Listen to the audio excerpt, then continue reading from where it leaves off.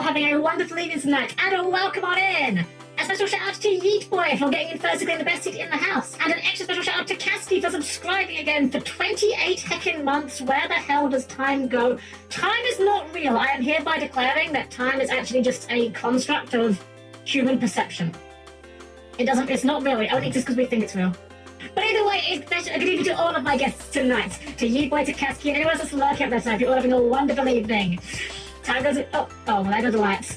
Time goes in my back pocket, which I then forget about, so I get surprised when it flies by. Exactly. Hey, hello, Frog time. You know what? We are going to be doing Frogun today, and of course, because we are doing Frogun today, it's been a while since we've had him with us, so I'd like us all to accept Frog the Jam today. He will be here as our special guest for tonight's gaming. Because I think it's only appropriate for a frog-themed game that we have Frog the Jam with us at full times. Hope you guys all doing well though. I'm like in a really weird spot today. I'm feeling absolutely fine. I'm not at all like, well, okay, I guess if I'm really reaching a little bit, I have got like a bit of a twinge in my shoulder. I don't quite know what happened with that, but I'm feeling fine. I'm not ill. I'm not like in pain or anything. But I have properly messed up my perception of the days. So I got a small story time. Not boring, not exciting story time, but small story time. So in the manor, we have a fairly consistent schedule with regards to meal plans. Generally on Sunday, Lord Helm will make something. On Monday, I generally cook for the whole manor. I generally make burgers on Monday. Mondays is like the dedicated burger day. And then Wednesday, I'll make kind of whatever else. I don't know, whatever I feel like that day for everyone. The rest of the days, I'm not around for dinner plan, so I don't have to deal with that. So on Sunday, I was actually making dinner, which is fine, nothing wrong with that.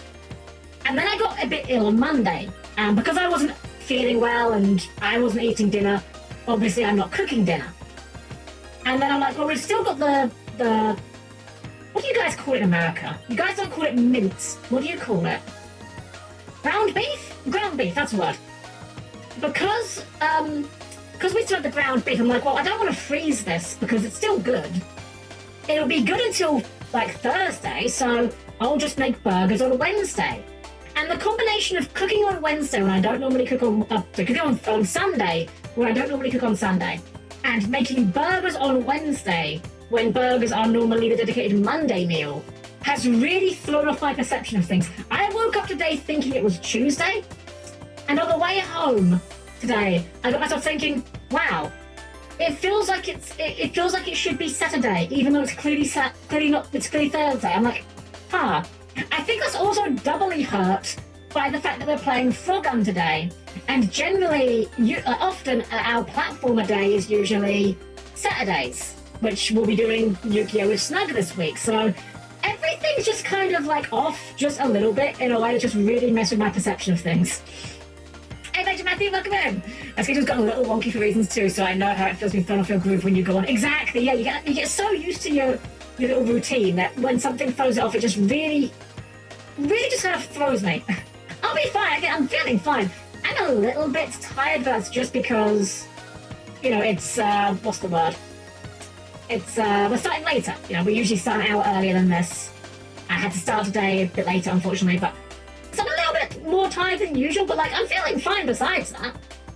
I don't know how late we'll go tonight. I don't know if I'll see how I feel. If, we might do our usual 4 hours, we might just do 3 hours. I'm just kind of winging it.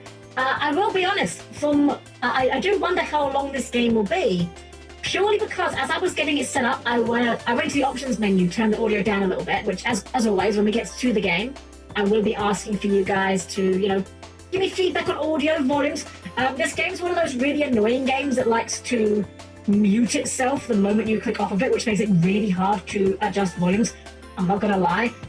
I understand that games do that for a reason. I really wish it was an option. That would be a fantastic thing to have in the options menu. But anyways, in the options menu for this game though, one of the options was enable speedrun mode. So, if this game has a speedrun mode, I'm assuming it's not going to be tremendously long, but we'll see. Hey Jack, welcome in. We're going to get half price beer with that. I'll be honest, I'm not a wings person. I never got the wings hype, personally. I don't know. Maybe I've just not had good wings, but I always feel like wings and ribs. Like, I think of it from like kind of, what's the word I'm looking for here? Price per gram, I suppose, is what I'm thinking of here, right? Like, just in my mind, I think if I buy, like, say, okay, I'm going to invent some numbers just for ease of example. If I buy a chicken breast, and let's say the chicken breast weighs 100 grams, and let's say I buy it for £1. I mean, you'd never find one that cheap, but let's pretend I did, right? Well, that's pretty easy to understand. That's 1 gram for 1 penny. Well, of that 100 grams, I'll be consuming all of it because chicken breast is entirely consumable. When it comes to like wings and ribs, I just don't see the value because I'm just like, well, let's say that, for example, the ribs are, the bones of the ribs rather, let's say that they are maybe, what, 20%, 30%? I don't even know if I'm lowballing that. I have no idea what the percentage of weight is, but let's pretend, say, 20% for the sake of argument, you know? Let's say you buy 100 grams of ribs for £1, and let's say, again, let's go with 20% is the bone. Well, now you're throwing away 20% of it. Now it's costing you more per gram. That's purely the only reason why I never really buy with wings and ribs. I can't get over that mental block of, I feel like I'm buying something, I feel like I'm buying trash. I'm paying to throw away these bones. That's how I think of it. I'm sure if you're a much better cook than I am, or probably not even much, but I'm sure if you're a remotely more competent cook than I am, you could probably do something with those bones. Maybe you can make stock or something with them, but I'll be honest, I'm not a good cook, so I'm never doing that. Anyways. Yeah, unless you keep the bones for stock. Yeah, if you're someone who is better at cooking than I am, I'm sure you can get some value out of it in that regard, for sure. If I ever bought them though, I would just be throwing them away. But that's just me. I'll admit, I have the palate of a small child. I have a very, very narrow palate. And the way I always like to describe myself is, I'm not a fussy eater in terms of quality, but I'm a fussy eater in terms of what I eat. But I'm easy to please. Get me a burger, get me some chicken tendies. Not a pizza, I don't do pizza, but basically, the things I like are not hard to find. And I'm not fussy about the quality. But I don't eat that many different things. That's kind of where I'm at with it. So, like, I'm not the best judge when it comes to food. Do not come to me for food advice. Unless it's cooking toad in the hole, I do make a very good toad in the hole. I actually want to... I kind of want to low-key pester Yomi about this, actually. I know Yomi has been saying she wants to do some cooking streams soon. I kind of want to see if I can, like, coach her through making toad in the hole, because it's... Okay, I know all the stereotypes about British food. I know Americans look at British food and go, wow, look, hey guys, here, how do you scale a British chef? Show them a bottle of paprika or something, I don't know, whatever. I know the jokes that British food is really bland and crap. And to be fair, a lot of it is. I'm not gonna front, but toad in the hole fucking slaps. And if you've never had toad in the hole, you're actually missing out. It's also super easy to make. It's easy to fuck it up, but it is easy to make. Beans on toast, exactly, yeah. Beans on toast, pretty damn grin, Rise. I don't think good of you as well. Welcome in, welcome. Yeah, beans on toast, very grim. I've never been a beans on toast enjoyer. My ideal toast is probably Nutella, or maybe a little bit of honey. I don't really have toast very often, I'll be honest. Partially, and admittedly, this is a problem that we could be solving, partially because our toaster here is bad. For some reason, our toaster does not fit regular-sized pieces of bread properly. You put the bread in, it goes down, but it's poking out like maybe 20%. So either you've got to flip it halfway through, and then the top and bottom aren't really properly done, or you just have like the edge bit that isn't really properly cooked. It's really annoying. Actually, I kind of keep pestering. We should really replace that toaster. It's really not very good. That toaster can't toast toast. Exactly, it can't toast toast. And all toasters should toast toast. I need a little peanut butter. Goes like, ooh, I've never tried honey with peanut butter. I like honey and I like peanut butter. I've never thought to put them together, but I could definitely see that. I think my favourite combo for peanut butter is Nutella and peanut butter, or not even necessarily Nutella, just chocolate flavoured spread and peanut butter. I got absolutely pilled on this when we went to Japan for the first time. So this was like, gosh, how long ago was this? Like 7 years now? Something like that? Oh my god, I hate the passage of linear time. The first time we went to Japan, we went to the hotel's like breakfast buffet once or twice. We didn't do it every day because it was a little bit expensive for what it was, and it was fine. But like, we went to try other things. And they had these things there which are, this is the simplest fucking design you've ever seen. But it was brilliant. You know those little like, how do I articulate this? You know those little plastic tubs, like very little plastic tubs of butter that you get? You know, often at hotels, like the single servings of butter, right? Imagine 2 of those. One is filled with chocolate spread and one is filled with peanut butter. They're attached at one edge, and the idea is you fold the edge, pinching the compartments together so it squeezes out through a hole, and the result is you get like a single stream of combined chocolate and peanut butter. Like, they've probably had these for years. They probably even sell them over here. But I've never seen them before or since, and I was just like, oh my god, this is incredible. This is the best thing ever. And I was kind of sad that I couldn't find them when I got back. I do remember those. Do they do those in America? They probably sell them over here, to be fair. Hold on. I'm gonna Google. Chocolate and peanut butter. What do I search for with this? Single serve? Hey, that works. Single serve. Let's see. Can I find... No, it's not coming up, actually. I'm getting weird things here. I'm getting, like, bars and things. Single serve pots, maybe? No, that's not it. No, I can't figure out what to search for this. Oh, well. It does, I love Frogun. Yeah, I'm really looking forward to trying this game out. I'm really excited for it. We were just talking about, food. And how bad I'm eating it. We should get into the game though, because again, we might not go mega late tonight because we are starting like an hour later. So let's jump into it. I love yapping with you guys, but because we might be ending a little bit early, I'd rather get into it. Hey Zardon, welcome in, welcome. Hope you're doing well. Alright guys, please keep your arms, legs and other body parts clear of opposing dust. I'll see you by the game screen in just a sec.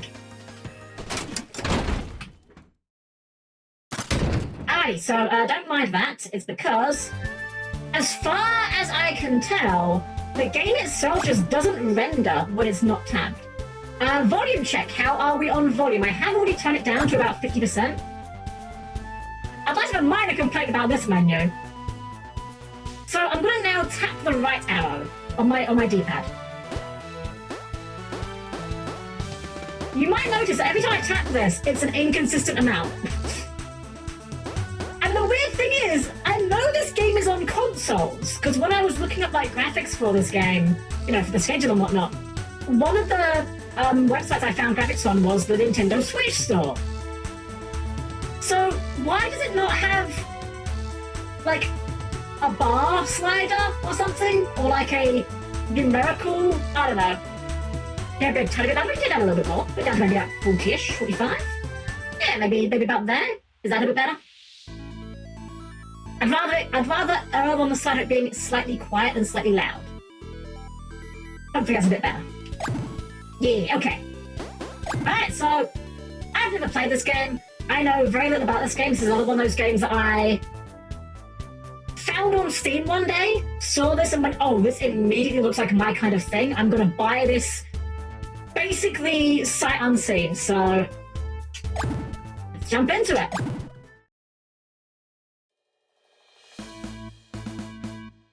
I'm Renata. I always go on adventures with my parents. They're archaeologists and inventors. I love them. On this expedition, they didn't want me to go in with them. They said it's dangerous. Oh, she's really cute. They told me to wait at camp, but it's been 2 days and I'm tired of waiting or worried. I'll rescue them and prove I'm as good as them. The Frogun. I'll save you, Mum and Dad. Not knowing it was going to be a real game, I just happened to see the art for this game and do it. Really? That's fun. It's always interesting when you like find a game in the wild. Like, great example actually. I think it was last year now. Like I think it was like last February. I played Tactical Breach Wizards on stream. That game I've had on my radar forever because I was just browsing YouTube one day and just saw a video of like a dev diary. I'm like, wait, this looks amazing. It's really cool when you can find those games like getting on the ground floor. Alright, well, simple enough. Lots of collectibles here. Time goal 40 seconds. Interesting. I feel like we're not going to quite make it on our first try, but we'll see. Father Pit for... Wait, was it? I wasn't paying much attention. Okay. Testing out the controls, so... Okay, so B is fire the Frogun.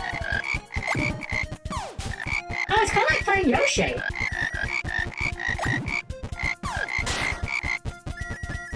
Oh! Didn't see you there. Oh! Great start. Well, so much for the time goal. Oh wait, I just tried the time reset. Wait, so did the coins not respawn? You do not have a double jump, just checking. Frog speaks. Now, do I have a good case 1 area 6? It's easy to go and make a low poly game doesn't quite fill up the book as far, but this does it well so far. Yeah, honestly, I think for all those kind of low poly looks, that looks like a secret. Sometimes you need to look at the ruins from a different perspective. Why not turn the camera with the right stick? Well, we have been doing that. So, we jump down here. Aha! Oh, I just realized they do the, okay, the circle under the feet thing. They did that in Crash 4. In that game, they had the same thing where it was like a circle so that you could see where you were going to land. It was a nice idea, actually. These are quite large levels, aren't they, actually?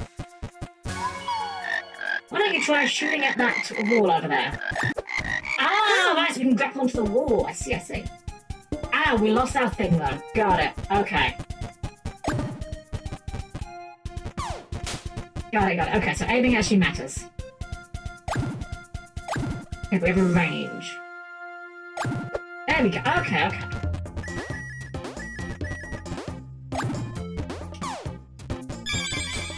Well, we have to go for all the shinies, clearly. The much I know about this game. Got a sequel about 2 years. Wait, it did? There's a sequel for this game? Dang. Very good for them.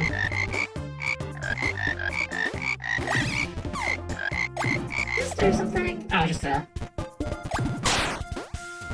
I just realised that there is a maximum coin counter. So I guess we should be breaking everything to look for coins.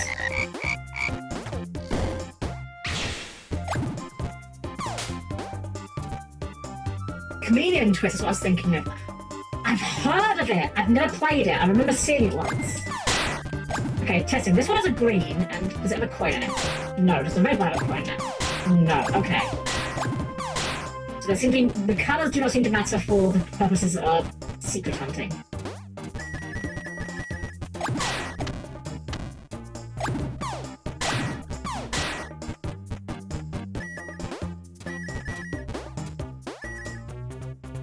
It's just a clunky random mess, but I love it though. Aw, that's a shame. That was kind of me when I tried Ukulele briefly. I bought that game a few years back. I think I bought it because like my local game store had a special offer, like buy 2 games, get 1 free kind of thing. Golly, I can barely believe how vast these ruins are. And to think it was only 3 months ago that my dear wife Lily heard first about them. I've only now signed the contract with the local government and started the investigation, and already found so many mysteries. Signed, Todd Hops. Todd Hops? Doesn't he really? Well, I think we got all the coins. I wasn't paying close attention.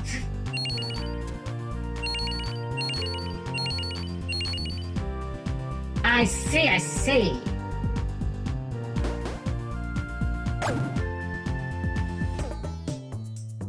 So we got everything there apart from the wings.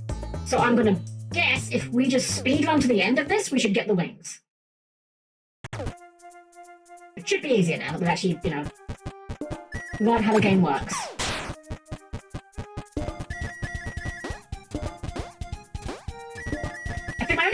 the game feels is that the jump is a little heavy.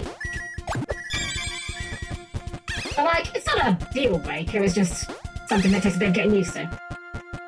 Alright, does that get us the wings? Is that like the only thing we didn't do? Okay, yeah, so probably gonna be I feel like it's gonna be at least 2 runs for every single stage, but that's fine.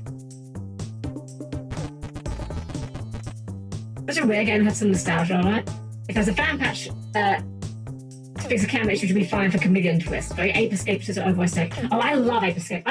Honestly, if they ever port Ape Escape to PC, or if I ever get a capture card, we're playing Ape Escape on stream. I love Ape Escape so much. You can get this area under. Ah, yeah, okay.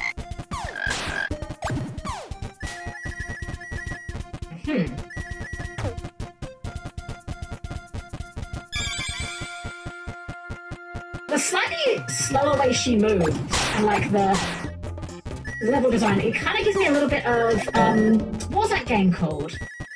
The Mario one where you play as the little toad guy. Captain Toad? Expedition Diary, Day 1. Today my husband Todd has found the most exquisite piece of history. It is a grand slab of bronze in the shape of a common fly. How dear Renata like to be here. But we're parents of archaeologists, and the seedy reputation this place has means this is no place for her. We'll see her tomorrow when we get back to the base encampment. Signed, Lily Hops. Always be on the lookout for secrets. This place is sneaky. Ah, secret spotted. Double secret spotted, in fact. And Captain Toad, yeah, a little bit. Also, right for being secretly a horror came out of the blue. Oh well. There we go. I've never actually played any of those kind of, you know, cute game that's secretly a horror game. I guess the closest, well, it's not really a horror game, you know, but the closest I've got to playing something like that would be, I guess, Undertale, but like, that's not really a horror game, is it? Let's be honest. Just full breaking game.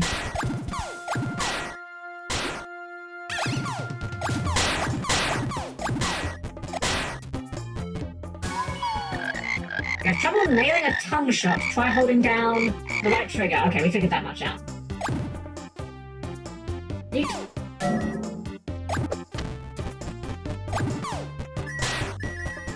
It's very polite that the vases that have coins in still reward them if they don't hit anything. I'm kind of flashing back a little bit to Crash Bandicoot, where it was possible to like accidentally spin away power-ups. I mean, don't you play Mega Man X6 as a horror game in disguise? A horror for your hands and mind. Actually true.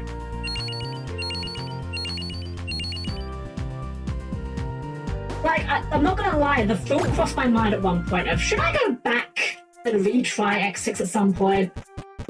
And then I was like, no. Why would I do that to myself? I actually watched some videos of people, like, speedrunning the Mega Man X games as we were playing them. And it's quite funny that Zero, from what I've seen, makes those games very easy because you can just, like, cancel his, Saber Slash like an indefinite number of times. So you just like get close to the enemy and they just melt.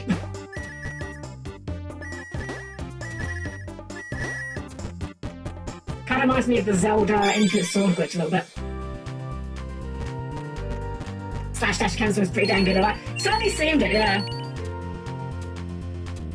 So the speedrunner's paradise. Chat, look at this, you glitch on this enemy and boom, ending!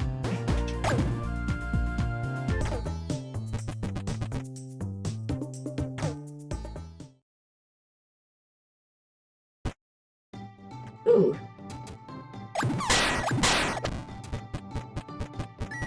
Bit more of a foresty area. I like the... I don't know if this is the correct name for this. But you see the light beams in the distance there? Like, I always called those God rays. I have no idea if that's like actually a term or just like something that people I know were using. But I always call that God Race for some reason.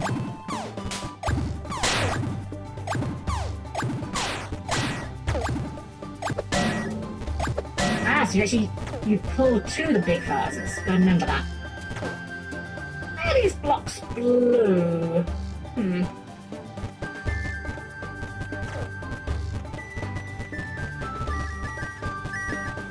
Ah, we cannot ascend ramps.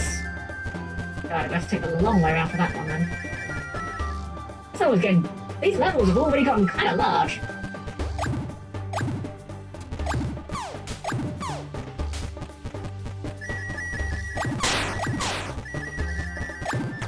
Ah! A switch, I see. Can I do something over there then? There were blue blocks over there. Okay, we go this way first.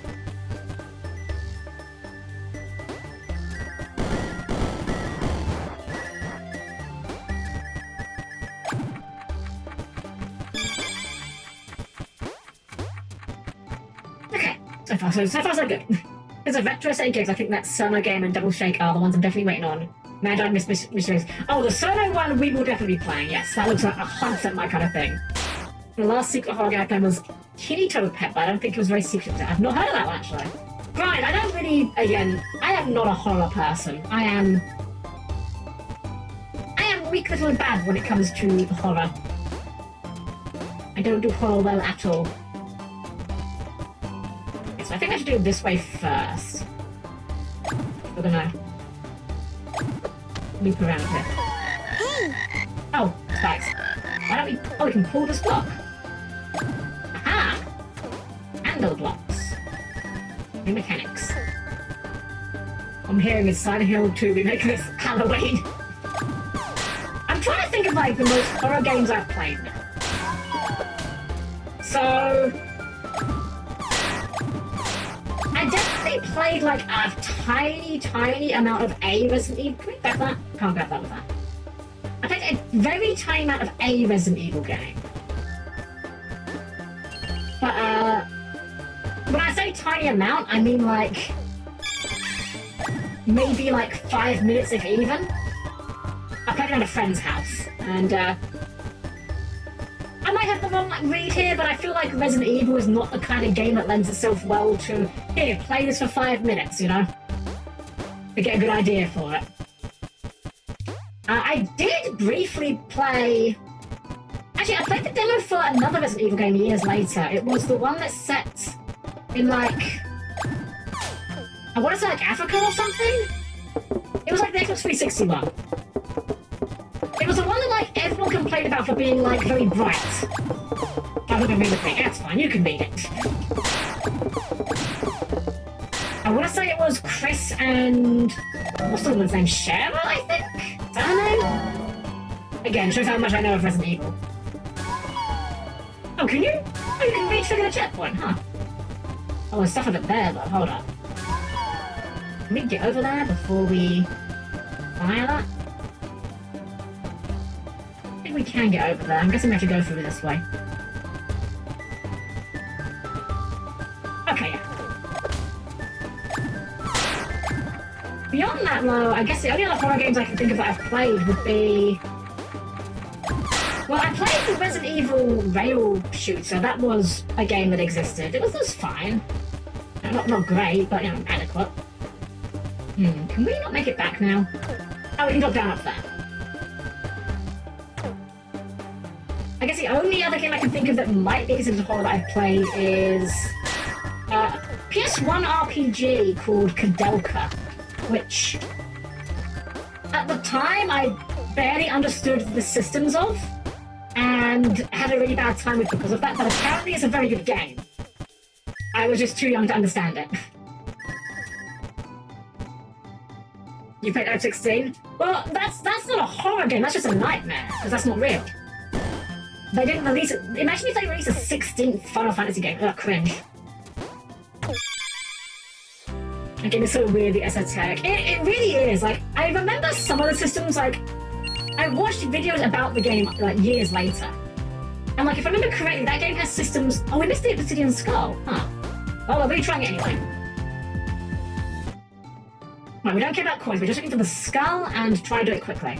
How? Whoops.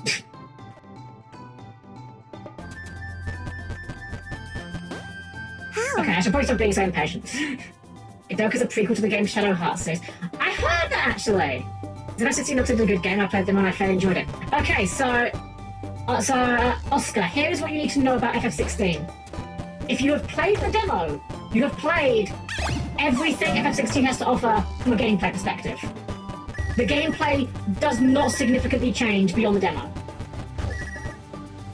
So, if all you are looking for is for several, like, dozens of hours more of the exact same gameplay with no weapon variety or anything like that, you may enjoy FF16.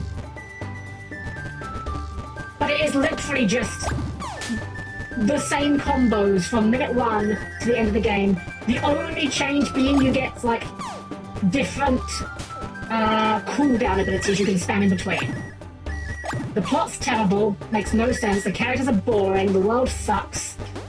Oh, and here I go! It's time for the FF16 rant again! Suffice it to say, I did not care for it. I know some people love that game. Like, one of my friends absolutely adores that game and is constantly rolling his... Hold on. How? Okay, never mind. Is constantly rolling his eyes when I complain about how bad I think the game is. Where is the skull? It must be missing it somewhere. Like, I was thinking maybe it's under these green ones, but I think that's the case. Okay, no, I thought there was like a pit to go down there, but it doesn't seem to be. Oh, I wonder if maybe off the edge of this? No. Okay, let's just finish the stage up. I don't know if we did it quick enough to count. Hey! We might do another speed one anyway.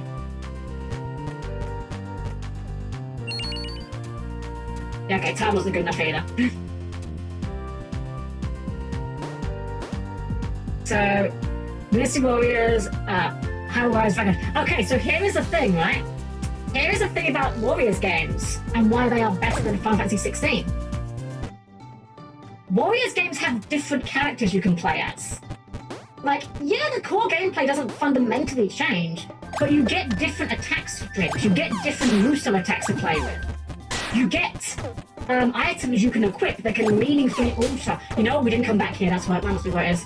You get items you can equip that can meaningfully alter how your character behaves and fights. Final Fantasy 16 does not have that. Imagine playing a Warriors game with only one character for the entire duration of the game. That's Final Fantasy 16.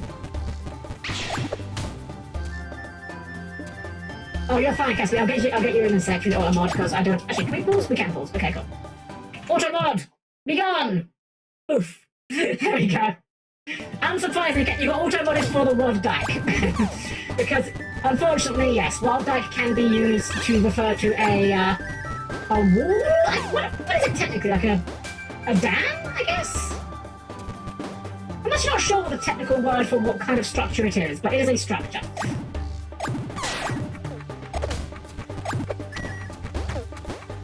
So yeah, it's a long game. The side quests suck, by the way. Like, they're really bad.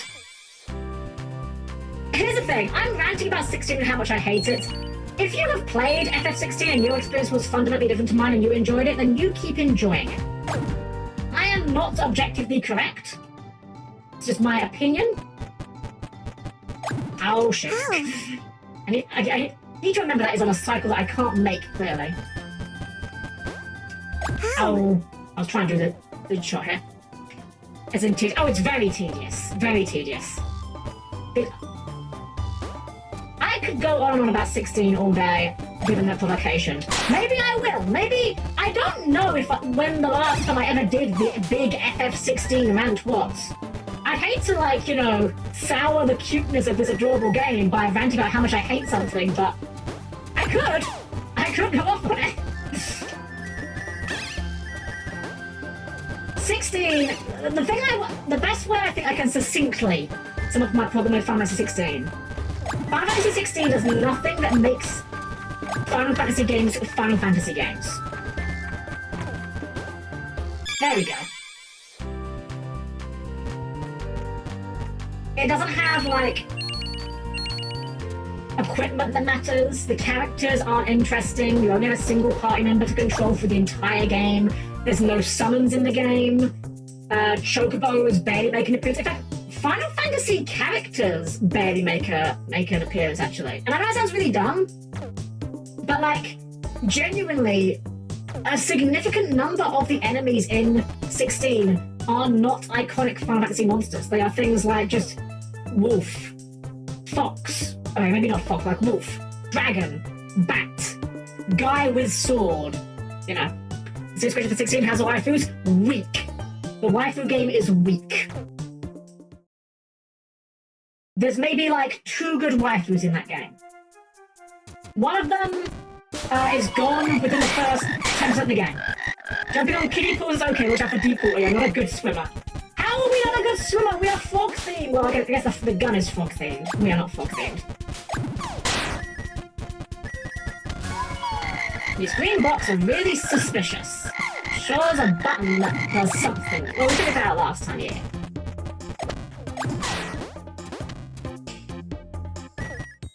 But yeah, so the characters in 16 are bad.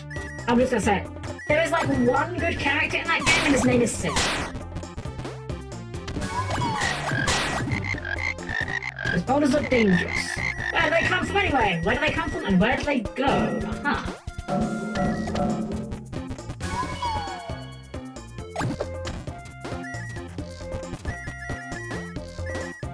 Aha, I see. So to aim it and there we go.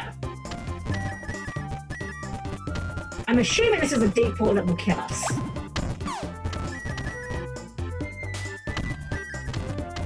You're coming back. You're definitely coming back. Yeah, 16, not good. My hottest take potentially with regards to 16 is if you want to play a game like Final Fantasy 16, but you want to play a good video game. And the funny thing is, I actually was this game's biggest hater until I actually played it. Play Stranger of Paradise. That game is actually really good. It gets Final Fantasy better than 16 does. The story is done. I'm not going to say the story is great. I will say that the story is better than you think it is. I'm not going to say it's great, because it's not. But it is definitely better than you think. Chaos. Exactly, yes. I was there clowning on the chaos. I mean, I will be Jack posting until the end of time. The story itself does go in some interesting places that I was not expecting. We're gonna have back those green blocks. Is it better than Dirge of Cerberus? I mean, that's not a hard bar either. Dirge of Cerberus is not a good video game. Stranger of Paradise is a good video game. Genuinely, I think the best thing I can say about Dirge of Cerberus... No, Dirge of Cerberus, wow, yeah. The best thing I can say about Stranger of Paradise, the biggest compliment I can pay it is this. I've never played an action game that made playing a mage feel both fun but also convincing. Like, a lot of the time action games that have mages, they'll just, like, be another version of a melee character, you know? Like, you know what? Again, I like this series, but Dynasty Warriors, if you're playing as, like, Sima Yi or Zhuge Liang or Zhang Zhao, like, they're mages, but functionally they're just a different flavor of attack strings, you know? There's no mechanical difference between, you know, a regular attack with Zhuge Liang and a regular attack with Zhua Hudu. But in Stranger of Paradise, the magic attacks are like something you have to actually charge up. And they not level up. They get more powerful the longer you charge them. So like you can just fire, you know, the Cure spell as a white mage, because yeah, you can use Cure as a white mage, why not? Or if you charge it, it will become Cure and eventually Curaga. Also, Haste Skirt is in this game. You can cast Haste on yourself. It feels so good to use.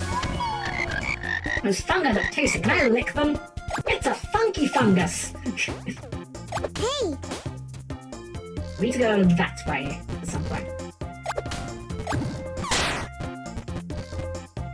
I've beaten Doja Cerberus. I've never played FF7. Really? You should play 7. It's good. Oh, we bugged. Kevin Ali, thank you for the raid! One moment while the game freezes because it doesn't like being... Oh, Dad, welcome in, welcome ladies. How are you doing for evening? Lovely to see you, Kaminari. You're having a great time. Welcome to Frogun. We are here firing the Frogun. I'm loving this game, but we've also just been rambling about RPGs that are good and bad. And we're doing well, though. Having a great time with your own stream. If you need to rate and tip, of course, totally understand, but lovely to have you here as always. Oh, that's neat. Did you see that? The circle turns red when you're gonna land in something dangerous. How nuts? How? Shoot. Oh, she's fine. She's happy. She's floating. I kinda hate when a game introduces a mechanic like faster movement and such. That's a good upgrade from your current one. Well, the thing with haste in that game is it's not a permanent thing. It's a temporary buff. And it uses the same sort of energy that you would use for like your big attacks. So it becomes a case of, do you want to use your energy for big attacks, or do you want to use it for, you know, buffs? This has to be how we do it, right? There we go.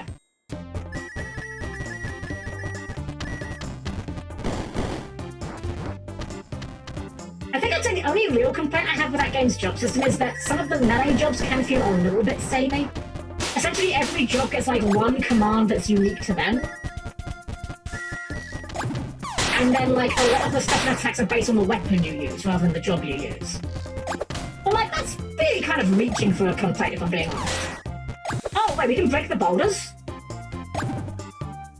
Hold up, we could be breaking the boulders this whole time? Hey! Oh, maybe not. Maybe I didn't break a boulder. I thought I broke a boulder there. Well, weird quotes. I watched too many videos, LPs, and streams I would actually play. I feel like I don't need to play them anymore for the point. You know what? That's fair, actually. I can see that. I can definitely understand that perspective.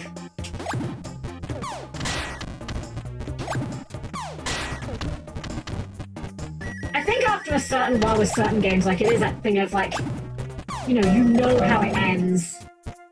Some games just get so well, you know, displayed, you know, that you know exactly what's going to happen. Downside Turtles playing Escape from Duckov, a Tarkov spin-off where you play some rubber bath toys. Escape from Duckov. Excellent. That sounds great.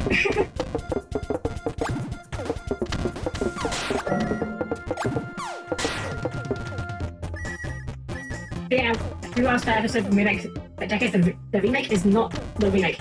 That is the biggest problem with FF7 Remake. I liked FF7 Remake.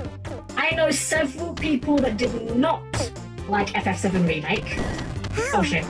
And I'll be honest, the people that do not like it are entirely valid. I get why you would be upset about it. It's kind of the same thing I like to say about Final Fantasy X too. I think FF7 Remake's biggest problem is that they called it Final Fantasy VII Remake. I don't want to go into too many details because I know that trilogy is still ongoing, so I don't want to spoil anything if anyone does want to play it, but that's all I'll say on the matter without going into spoilers.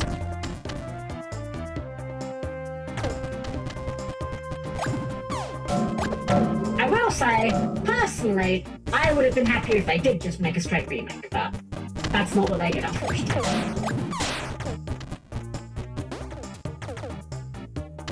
Timeless. There we go.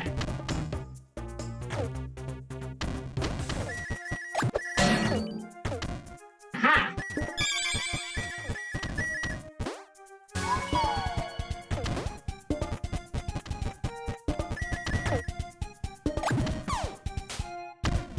We've still got quite a lot of coins to get, actually, I just realised.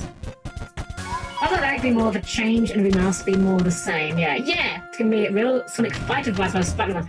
You know what? I can see that. It's got that very low poly style that was very much the style at the time back then. We push blocks. Pull from that block from my side. I see.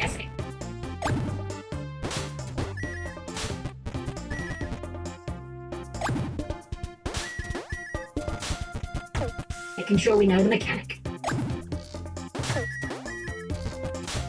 Mega Man Legend, but fair. Yeah, you know what? Yeah, I can see that. Honestly, I mean, they're all the same era, aren't they? Let's be honest. They're all like PS1 era. And this game is very clearly trying to evoke that exact emotion. So the one thing that well, that's not true. I was say no, but one thing that a lot of PS1 era games don't do, and I'll be honest, it's not really a bad thing. PS1 games were wobbly as fuck. Like, if you even go back and look at a lot of early PS1 games, or even later ones to a degree, the amount of texture warping that that system had was wild. You don't notice it when you play on like a CRT, but it is very real. Just one of those.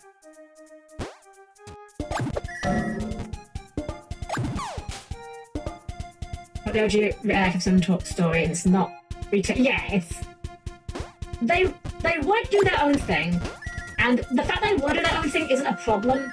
The problem is it wasn't advertised as doing its own thing. That's the problem. It's I can't remember what there was a game that I used to we missed one coin when okay, hold on, we're backtracking. We're backtracking, we can't miss one coin. Ow. Dead. It's fine. Coins I think stay. Okay, we have missed exactly one coin, and I'm not gonna put up with that. So we are going. Oh, it's literally right here. Excellent. I don't even miss that on the first go round.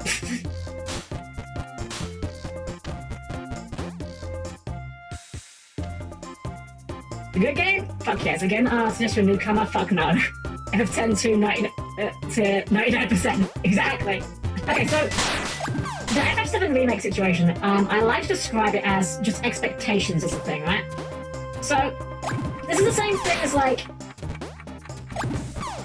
It's the same thing as FF16 to a degree. FF16... You could make an argument that 16 is a good game for what it is. It's just not a good Final Fantasy game. I would argue that still makes it bad. And here's my example for this, right? I've tried this example out a few times, but it's my favourite one to go to. I want you to imagine that there's a place in your town, a restaurant in your town. And we'll call it like Burgerland. It's called Burgerland, right? And it's very well known for its burgers. You've never been there before, or maybe you have been there before. Yeah, you've been there before. You've been there multiple times. You like the burgers at Burgerland. You would go out of your way to go to Burgerland for the burgers. One day you go to Burgerland, and there is a new burger on the menu. It's called the Super Triple Deluxe Burger. And you think to yourself, well, that sounds good. I like burgers. I like big burgers. I'm hungry. I like the Super Triple Deluxe Burger. You order it. You sit down. You wait for the waiter to bring it over. Because, you know, Burgerland is a classy establishment. They have waiters there. It's not McDonald's, you know. The waiter brings it over, sits it down in front of you, and you look at it. And what is been placed in front of you is very clearly not a burger. It's very clearly a pizza. A cheese pizza. Now, the quality of the cheese pizza at this point is a relevant factor. It could be the greatest cheese pizza that humankind has ever prepared in their entire life. But you did not want a cheese pizza. You wanted... Ow. Shit. I have to do the whole stage again now. You wanted a burger. And you did not get a burger. It doesn't matter if the pizza's good. That's not what you were expecting. And at that point, anything else is irrelevant. Same thing for FF16. When you call a game Final Fantasy 16, people have certain expectations about what a Final Fantasy game consists of. When you call a game Final Fantasy 7 Remake, people know what the word remake generally means, and have certain expectations for what a FF7 Remake game would consist of. When you subvert those expectations, there's a very high likelihood that people will be annoyed about it because the quality doesn't matter. It's not what you wanted. So Nuts and Bolts is a fantastic example. That's another really good example. Yeah, absolutely. Absolutely. Or what other good examples are there out there? I mean, there's loads of them, I'm sure. I'm just trying to think of some off my head. Oh, Paper Mario Sticker Star maybe would count for this one. If not Sticker Star, certainly Super Paper Mario would count for that. I actually really liked Super Paper Mario. I know some people really didn't like it because they didn't expect it to be a platformer. I had actually read a review beforehand, and funnily enough, the review actually sold me on Super Paper Mario because of this one line, which is, it isn't a super version of Paper Mario, it's a paper version of Super Mario. That was kind of what made it click for me of, oh, hold on, I want that. That sounds good. Wait, so we got diamonds here. Why have we got diamonds here? This one didn't get diamonds. Why did this one get diamonds?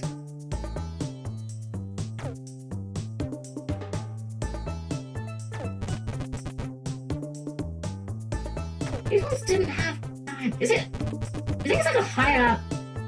Oh, Emblem Legend, right trigger. Expert time trial. Oh, we gotta go faster. Well, hold on, we're gonna go faster then. We gotta go fast. We gotta get the expert time trial.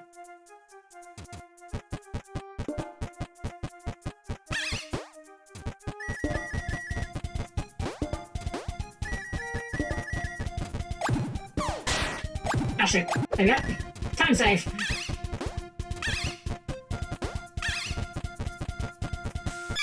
Always the song to run back, exactly. And then I did have 7 people click in. I went to a small stream with like, three people. We'd never played 7. The amount of lore I had to do was astounding. Oh man. So funny enough, my brother-in-law, my sister's human, he loves Final Fantasy VII. It's one of his all-time favorite games of all time. And he was one of those people that hated the remake. And he didn't even get very far in the remake. I'm not even judging for that. Like, I get it. Like, he said, like, he started playing the game and it was fine. And then the moment, like, Sephiroth starts showing up... Sorry, spoilers for, like, the first 20 minutes of FF7 Remake. He said, the moment Sephiroth starts showing up and monologuing in, like, the first 20 minutes, I'm like, okay, no, I'm done. I don't want this. Oh, shit. That's fine. I wonder if speedrun mode turns off the checkpoints.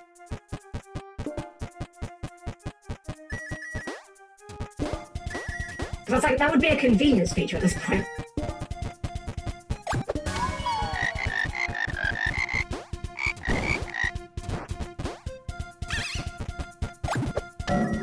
Hey! Oh, I missed the cycle. Damn. Should be fine. Hopefully. I thought Virgil wasn't this overpowered mystical figure. Exactly, yeah, just showing him right away, it kind of takes it out of it.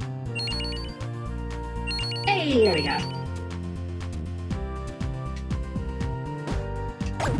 Alright, well now we know that we were missing. It should be the last one to... yeah, last one to run back through.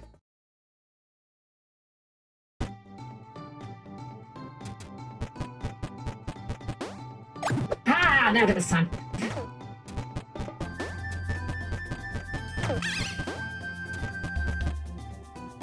Oh shoot, that's fine.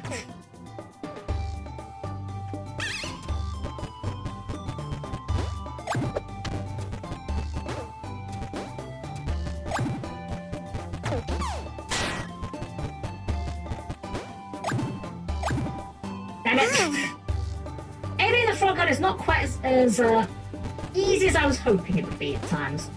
I don't think that's a control issue, I think that's a skill issue.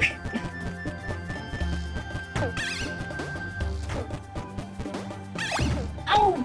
Dang it. I'm still need to shave as much time as possible though, because like we had a pretty good run on this last time and that wasn't enough to get the diamonds. At least I felt like we had a good enough run. Oh! Were we too low? Oh, okay, that was just me not hitting jump in time. Controller's not skill enough, you did a better one. Funnily enough, I was bitching on my controller for ages about my right trigger not working. Somehow that seems to have fixed itself. I have done nothing to the controller. Okay, I guess we just can't make that then. Because that looked clean that time.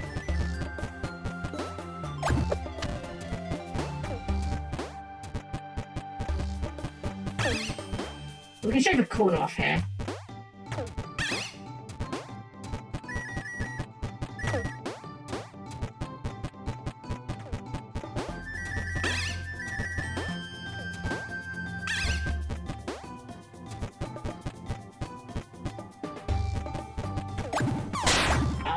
Time lost, get out of the way! It's fine, it's only a little bit of time loss. It's just a bit of time loss, it's still good, maybe. Is that good enough? Hey, there we go. Alright, we're back where we were. Hey, Mr. Player, welcome in! So if I can tell, oh, I hope you're doing okay. It's got me 8-bit Ultimate 2 Series, you'll love it, feels so good in your hand. I probably should get a nice controller. I'm literally just using, like, generic Microsoft Xbox font at the moment. This guy got a snake on his arm? Is this gonna be a boss? No, there's coins. Oh. Curious. There's a door up there, so I'm guessing that will... Oh. Snake person! Ah! Where'd you come from? Hi, I'm Jake, and this is my friend and partner in crime, Snatch. What brings you to this bunch of old bricks? Jake and the snake? I'm Manara, and this is Frogun. Nice to meet you, I guess. Okay, so the frog is in fact sentient, this is canon, whatever. We're here to rescue the treasure, of course. What else? That's not what I was about to say. Well, you're not gonna get that treasure. Not if I get it first. Let it be a race, frog girl. Rude. Okay, so he's not actually taking the treasure, though.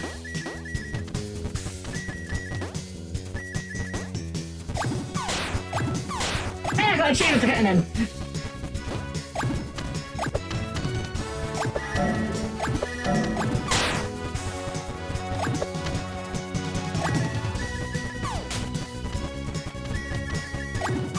This is actually very Ape Escape. Ape Escape actually had a rival character called Jake, who you did race multiple times. Oh no, but I need the shinies! He's getting away! Where's you, Jake? And your snake? How do we get there?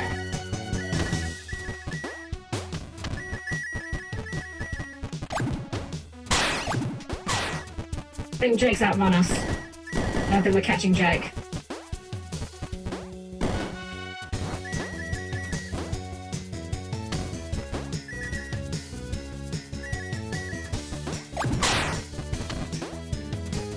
Maybe we should have just raced him and then backtracked.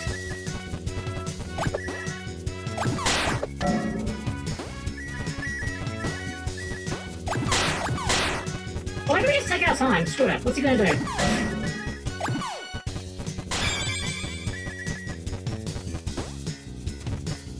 They bought a good keep. Oh, and one. This treasure is mine to keep. What? Okay, it's game over instantly. Okay, we can't take our time. Got it, okay. So maybe we do need to just rush and get the jewels later. Let's get...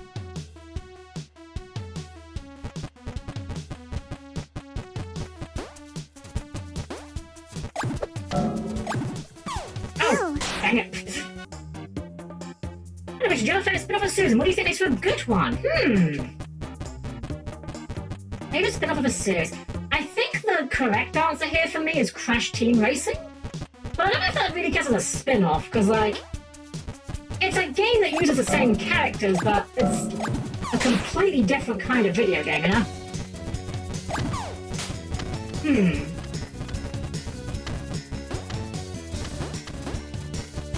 One thing that you can do for a spin-off quite easy to make it quite good is... Hey! How the heck do we get up here? We can't jump that high. I wonder if maybe we get like a power for winning. Let's just focus on that for now.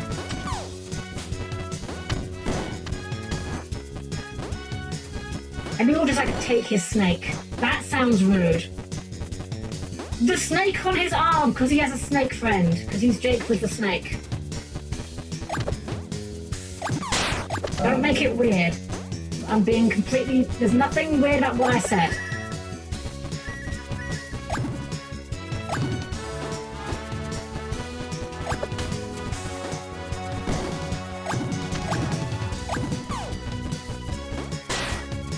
We're just gonna run to the end and hope we can just backtrack after. Hello, Mr. Man. Dang, you're good, Frog Girl. You can keep this one, but next time it's all gonna go my way. Okay, we get to continue the stage. Hello, Mr. Man. But dapper hat. Oh, these ruins are getting crowded as of late. Hey, I'm an Ada. Who are you? Of course, where are my manners? You can call me Hatter. I've been in these ruins for a long while, trading with travellers who pass by. Now, what brought you to this place, Renata? I'm looking for my parents. I think they're lost. They're archaeologists. That's a touching story. I did see a couple of archaeologists just the other day, coming in this direction. I'm sure you'll find them if you continue down this way. Thank you, sir. Good luck, and remember to visit me. I'm setting up shop nearby, so we'll run into each other. Do you sell new hats? Can you sell me a hat? Okay, we're gonna come back to you in a minute. First things first, investigate the entire stage.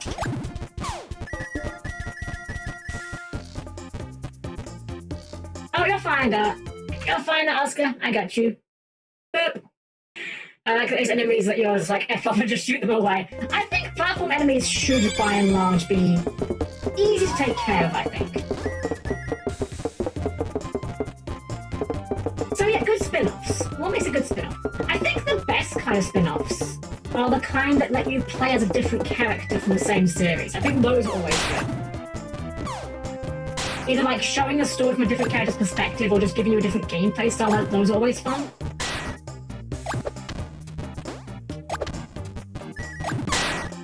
I think we did backtrack, actually, we missed a couple of things there.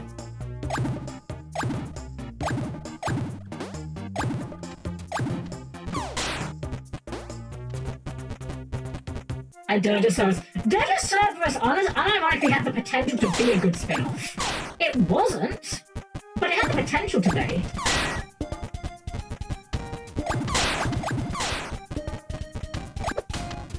I'll say it before, I've said it before and I'll say it a million times. I think Tetsuya Nomura is a really good character designer. He makes really fun and cool character designs, but good lord, the man should never under any circumstances be allowed near the writer's room. So how the heck do we reach this?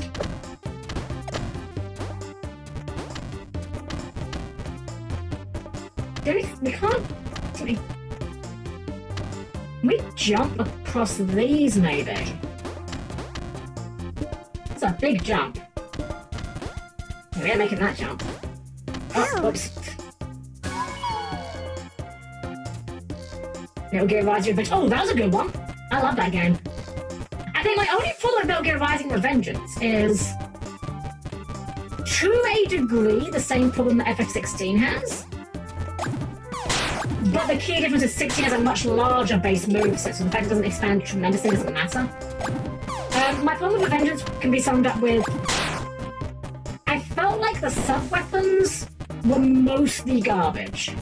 Now that might be not the case, but like, I went through that entire game using the polearm, and none of the other secondary weapons felt worth using, especially not the giant scissor claw thing, which is a shame, because the scissors were really cool. How the heck are we meant to get up there? Can we jump on a boulder? Probably not, right? Hey! Nope. Well, we can damage boost off a boulder, but I don't quite think that's what we're meant to be doing here. Get off the edge? Get on that edge. Unless we're meant to come back with another power up or something.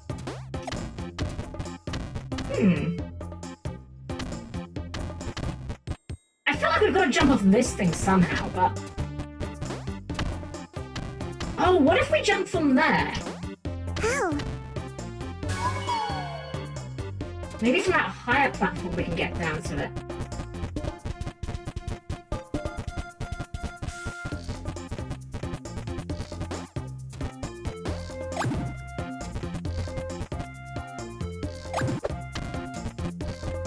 whoops. Wait a sec.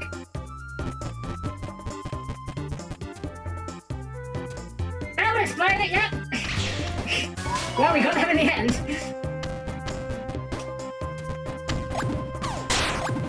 It seems to be a trend, I'm realising, that the purple skulls seem to always be reached via holes. So if I see a purple skull in the open, I think the question I need to be asking myself is not how do I reach that, but instead where is the hole that allows me to reach that?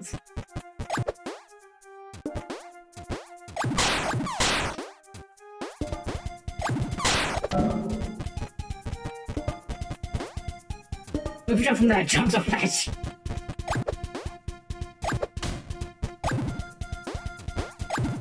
Look, I'm enjoying this game. Doesn't mean that I'm good at it yet.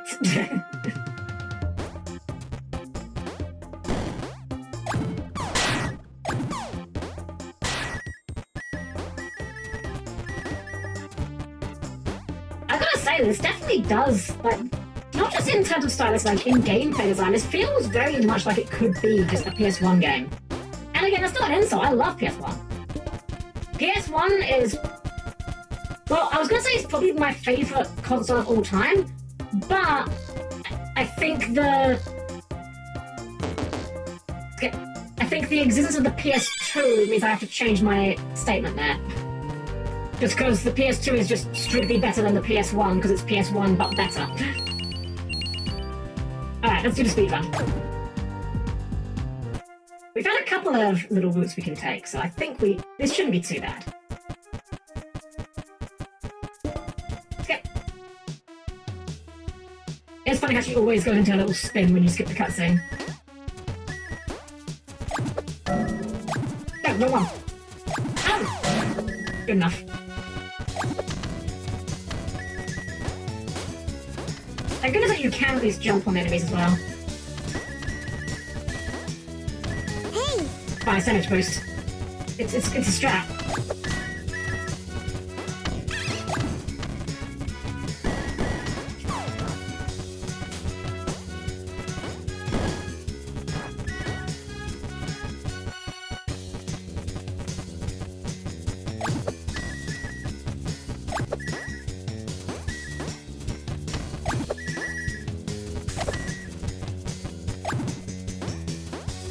This is slightly faster.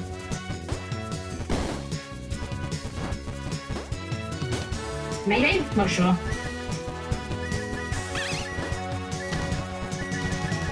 Oh, we still made pretty good time. Dang, you're good, Frogun. You froze me in the air. Oh, almost ran off. That would have been bad. Yeah. Okay, did we get good enough for the diamonds? Hope that was fairly clean. Yeah! And no deaths. All the things. Check out the Spyro PS2 games and the Crash PS2 games.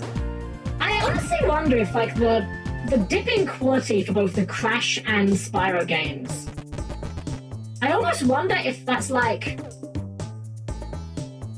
I wonder if we could blame the console generation for that. No, this looks like a boss because he's got, like, a spikes around it. Around the stage pad here.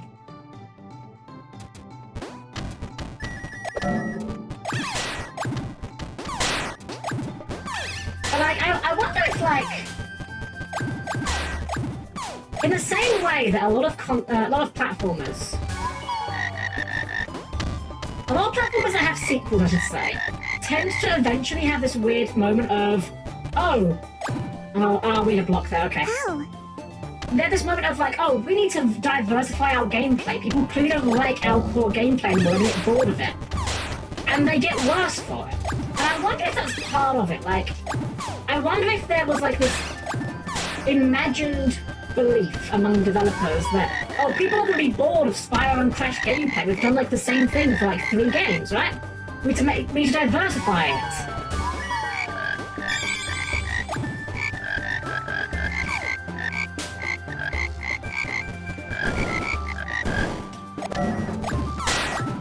Wrong, but you can definitely observe that happening in real time for certainly Crash certainly for Crash and Spyro 2 and 3. Like Spyro the Dragon 1, almost entirely just pure Spyro game. You have like the flying levels for some variety, and that's about it. Then you've got Crash Bandicoot 1, which is basically just entirely pure Crash Bandicoot gameplay, with like a little bit of extra, you know, hog riding occasionally. Then you get to Crash 2, and it's like, well, it's still largely the same. Spyro 2, I actually don't remember very well. I've not played that one tremendously often. But then you get to the Spyro and Crash 3, and it's like, well, Crash 3 actually has more levels where you are not doing, you know, standard Crash Bandicoot gameplay than levels where you are. I've counted. I can't remember the exact number, but I have counted this.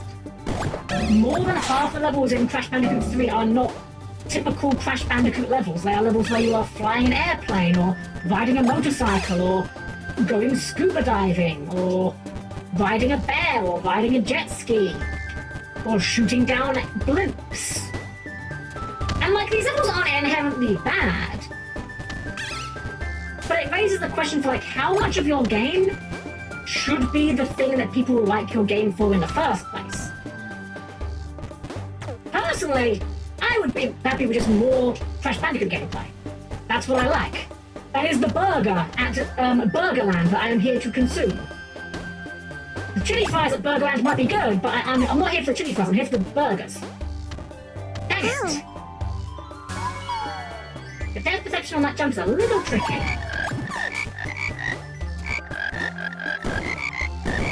Those pirates are such elders. See, that's the thing though, like, these days that's very true. Like,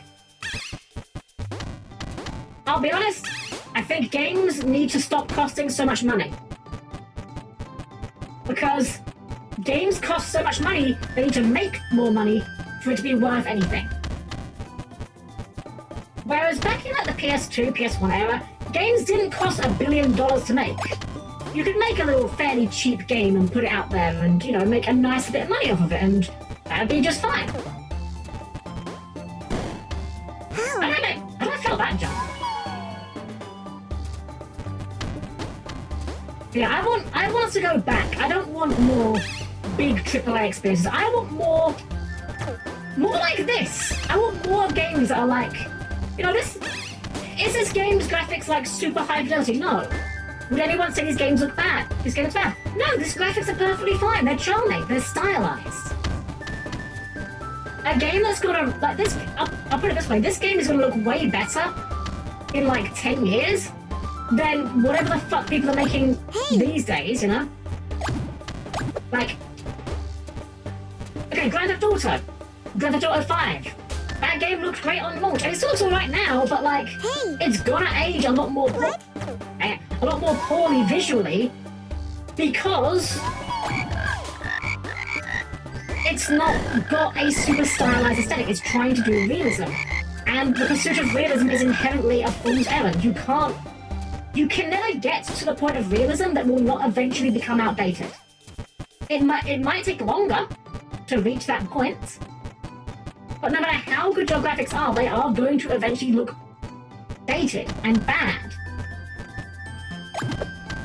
Whereas, actually, you know what's a great example of this? The PS1 Final Fantasy games. Alright? So FF7 looks like ass, right? Objectively, the models don't look good. But, you know what looks worse than FF7's models? FF8's models. Because that game was trying to do realistic character designs, realistic character models. And at the time, they looked good. Now they look terrible. Meanwhile, that's fine. I think we can keep our... Oh, we don't keep it. That's annoying. Meanwhile, Final Fantasy IX realised that, hey, wait a second. If we do realism, it'll look bad after a while. And, like, the models in 9 still don't look great. But they look a lot better because they're stylized. Play within the limitations. This year I felt like it marked so much on the very gameplay experience that much that it occurs eventually. Exactly. It's the, you know, jack of all trades, master of none. have you ever played where they have like the alternative gameplay styles? You know, like the bonus levels where you're riding a vehicle or manning a turret or whatever, and that's your favorite part of the game. Now, I'm sure there are some. Like, I'm sure there are some people that have that.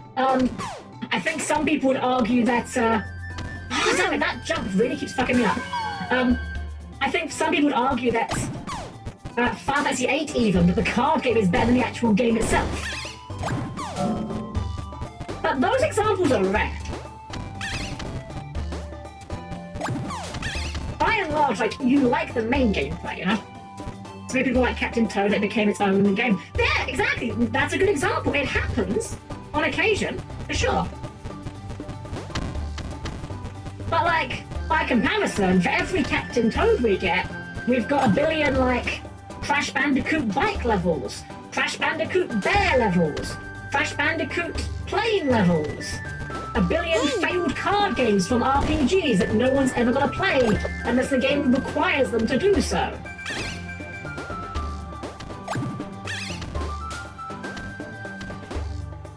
Okay, you just have to hold that one, got it.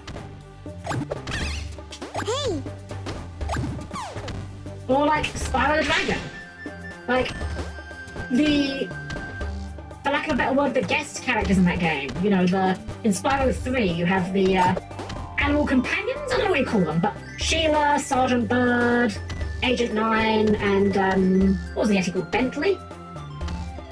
Like, their gameplay is fine. I don't know anyone that's gone, oh man, I really wish we got an entire game where we play as Bentley. Heck, even in the context of Bentley's gameplay is not consistent. They made a sub-gameplay for the sub-gameplay, where you play Bentley in a boxing match, for some reason.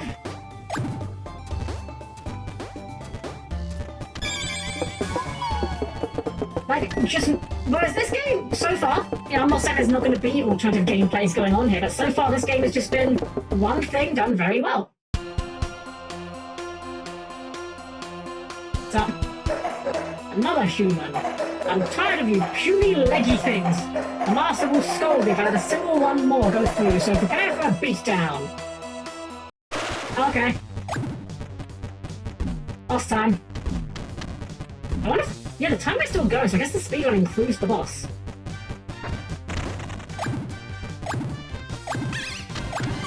Okay, simple enough. A very Ripperoo style boss. Dodge him until he does a thing that makes him vulnerable. Got it.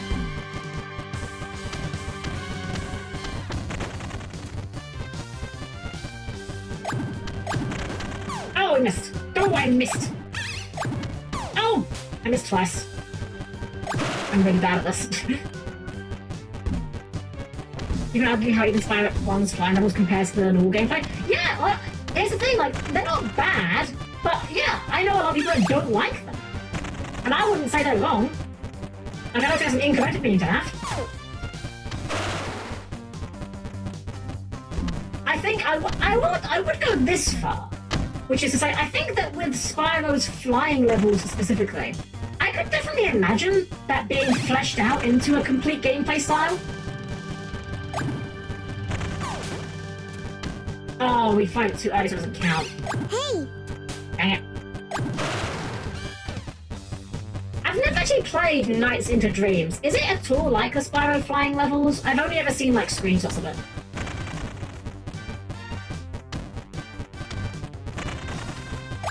We'll just hold on to you for a bit. Not really? Okay, fair enough. Hey! Oh, that's how you took one hit, okay. What? Oh! Shit. It's fine. I'm fine with the deal, but really fun though. I'd love to try at some point. I remember seeing like screenshots of it in a magazine like years and years and years ago and thinking it looked really cool.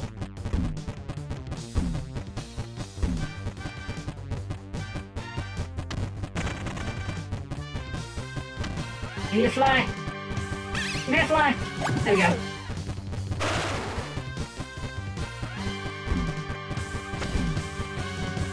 This guy kind of looks like... Oh, what's that character's name? pink spiky character from Dragon Ball Z. Is it Dodoria? I'm gonna go with Dodoria. That might be wrong though. I'm not the biggest Dragon Ball fan. I like it, I'm just not the biggest fan of it.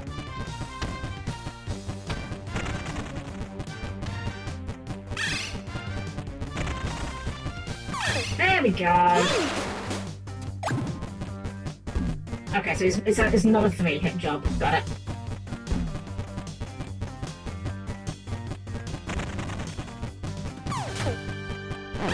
There we go.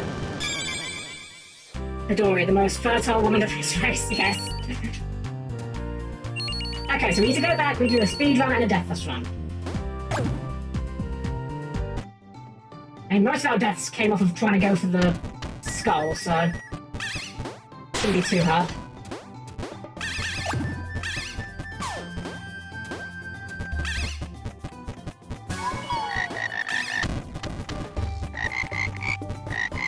I don't think I would have jumped over those, but I didn't have a chance. It's fine, we're damage boosting.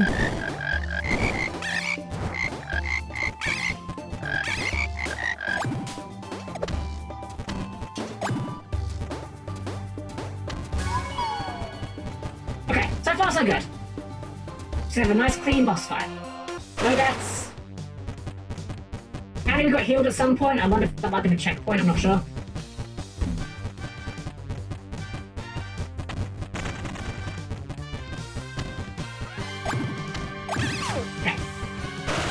I think it took 4 hits, but he did one extra stomp for the first 3. So there should be 2 stomps and then we hit him, and then 3 stomps and we hit him. We have to wait for the sparkles. There we go.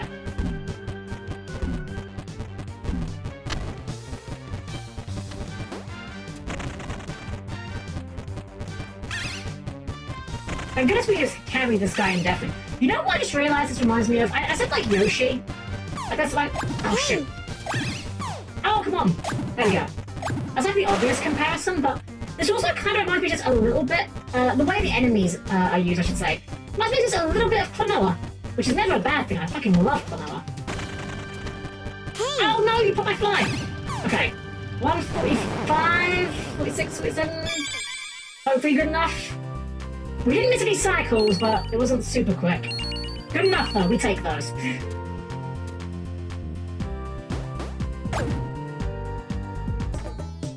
Alright, we are at 12%. This game's going to be longer than I thought it was. I guess... I was like, oh. You sell something? Hats! Gallery, bestiary, medals. Hats. What hats should we buy? I mean, we have to, right? We have to. It has to be the frog hat. Did she just dab? She dabs when you change the hat.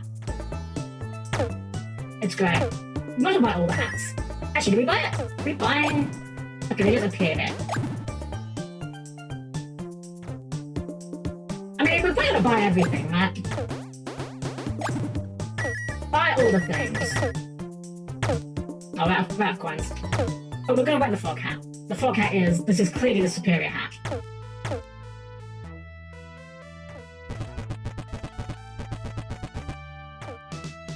In the box. Max health up. Oh, nice. I'll be honest, I wasn't expecting like actual power-ups, but we'll take it.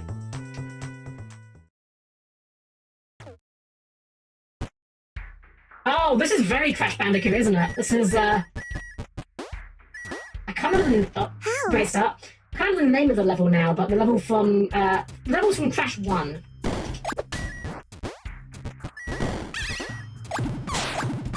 One of them was called Jaws of Darkness, I can't remember the other one.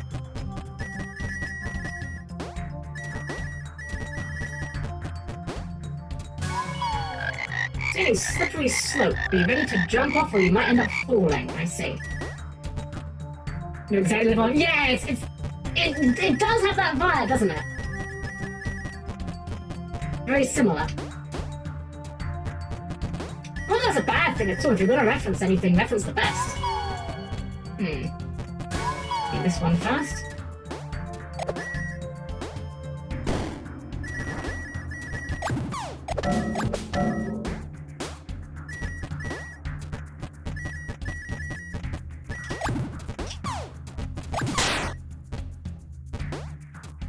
Hmm.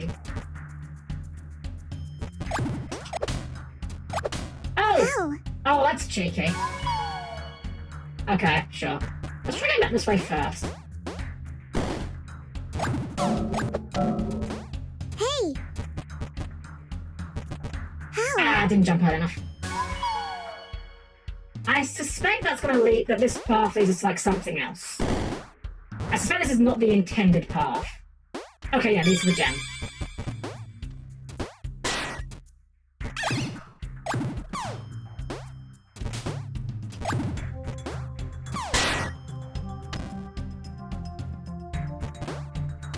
Hey!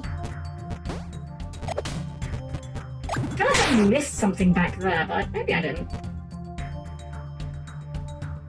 I guess we'll find out when we get to the end of the level.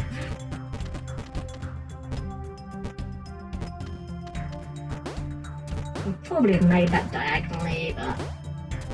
maybe on the first run, we do it slow and steady. Gotta get all the things. Ooh, I'm not gonna... come over here, I am.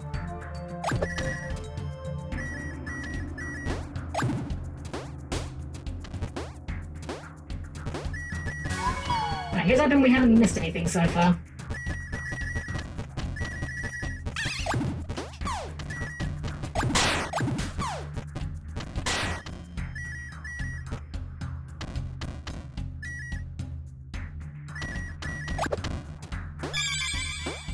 Okay, let it get. Oh, How? dang it. Let it get and then immediately died? Oh, wait, we keep the letter. Huh. I guess you keep the letter on death, but not the... I guess the skull is the only thing you don't keep. Hmm.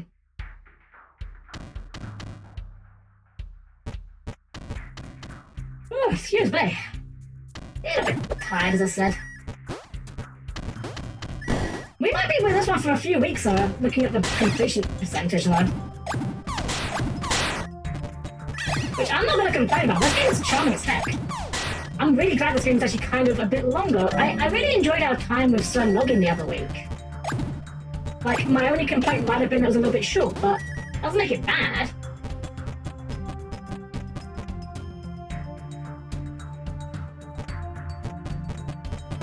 Hey! Oh, that's fine. It's fine. We damage boost. It's fine. We damage boost. Hey! Oh, that's going this way. Okay. A bit less fine. Shout out to the extra health we picked up earlier.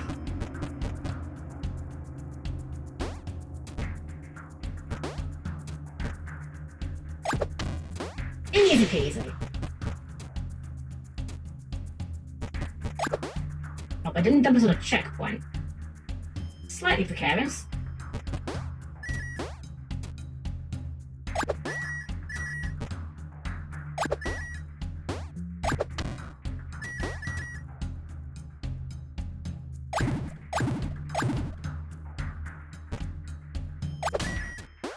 I'll be honest, I didn't realize we were going to go through the spider. I just hoped that we could rip them off the wall. There we go, checkpoint achieved. We can breathe easy now.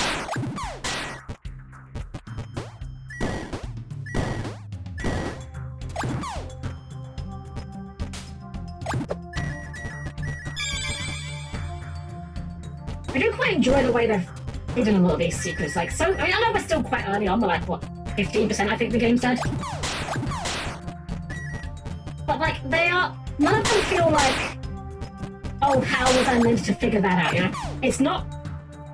Okay, we got the last one at the end there. So I was like, wait, how's our coins? Okay. Yeah, they're hidden in a convincing manner, but not like, oh god, how was I meant to figure that out? I'm looking at you, Crash Bandicoot 4. Man, I really wanted to like that game a lot more than I did. Actually, like, genuinely saddening.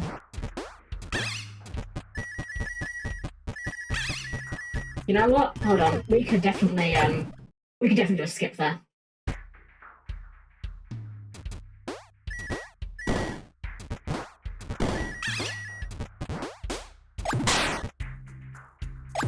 We can't? We can.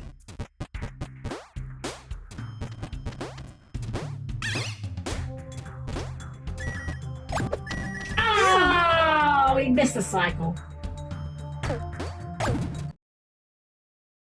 I don't actually know if I need to restart or not when I die without checkpointing. So we need to do a deathless run and a speed run. I know it's at the speed run clock does reset, but that was no excuse. I'm assuming it just resets to the number of deaths we had at the time, so I'm going to just gamble on the fact this counts for our deathless run. How? It's fine. Now we won't get a bad crash file. Wow, that's sad.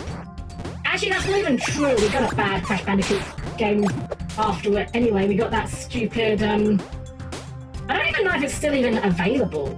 They made that weird multiplayer game that no one asked for. And then they acted surprised when it didn't do very well. Like, damn, who would have thought that Crash Bandicoot players aren't particularly interested in a multiplayer battle royale thing? Anyway, I can think of describing that game. Actually, it wasn't even battle royale. I think it was like team. How? Oh shit! It wasn't even a battle royale. It was team based. Never heard of that one. Exactly, because they didn't market it and no one wanted it. That's how you do a bad spin-off. Make a genre of game that no one wants for a franchise that is a completely different genre. It can work, don't get it wrong, like, you know, Mario did it with Mario Kart. But, like, I can't imagine many people would be queuing up to watch Mario play PUBG.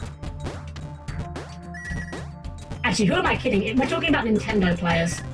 I'm sorry, I have nothing wrong with Nintendo's products, but Nintendo players can be insufferable at times. I'm just saying.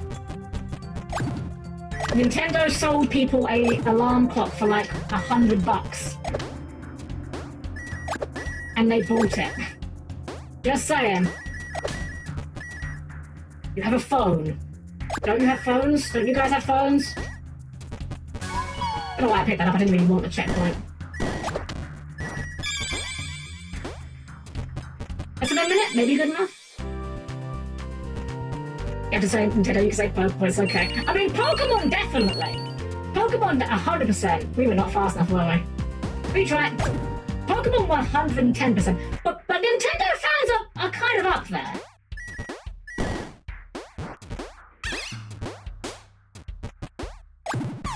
Like, Pokemon fans are obviously the ones I'm more thinking of here, but...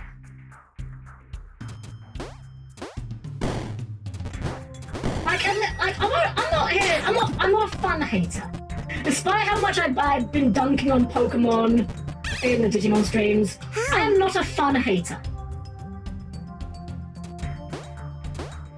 Like, I am not the target audience for amiibos, but you know what? I can understand the appeal of it. Yeah, sure, you want to have like a little figurine of a character that probably doesn't get much merch and hey, it does something in your games? Sure, I get that, you know. DLC that comes with a physical toy. Why not? Seems fine to me. But like, you can't convince me that what was it called? Like I can't remember what they called the alarm clock now. Dang it, that was too early. They gave it like a silly name, I remember that much.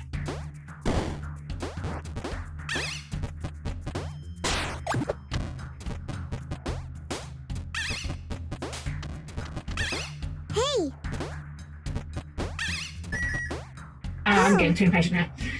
I'll also Power World, somebody practices the game code. Oh, the game code cards are terrible. I was saying this from minute one and no one was listening to me. Look, I'm not here saying I'm like, you know, some all-knowing, all-powerful super genius. Far from it. I'm fucking dumb. But I'm just saying, I was calling it from the moment they announced the game cards, how dumb of an idea it was. And people were eating it up. They were like, oh, yes, please. Yes, please, Mr. Nintendo. Treat us worse. Thank you. You know that meme? You know that one meme, right? Which I will fully admit, I frequently am this meme. And it's the meme of Thing versus Thing Japan, right? Where, like, the Thing is just whatever, and the guy looks annoyed. But then, like, when it's the Thing from Japan, he's, like, pogging out of his mind. Hey! I have been that person. I'm very aware of the glass house I throw my stones from. But Nintendo do that. Like, Thing versus Thing Nintendo are two completely different things.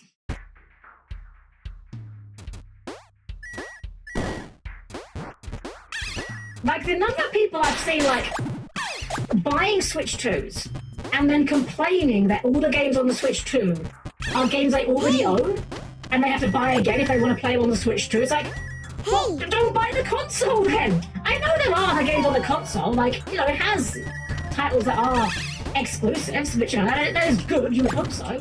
How? But, like, Nintendo only do this because people keep rewarding them for doing it. Meanwhile, like, I'm not here to glaze the PlayStation because the PlayStation has its problems as well. My PlayStation is not really used for games that often, apart from, like, ones that are old, but whether you like it or not, like, you can just buy your PS4 games and play them on the PS5 and it's work.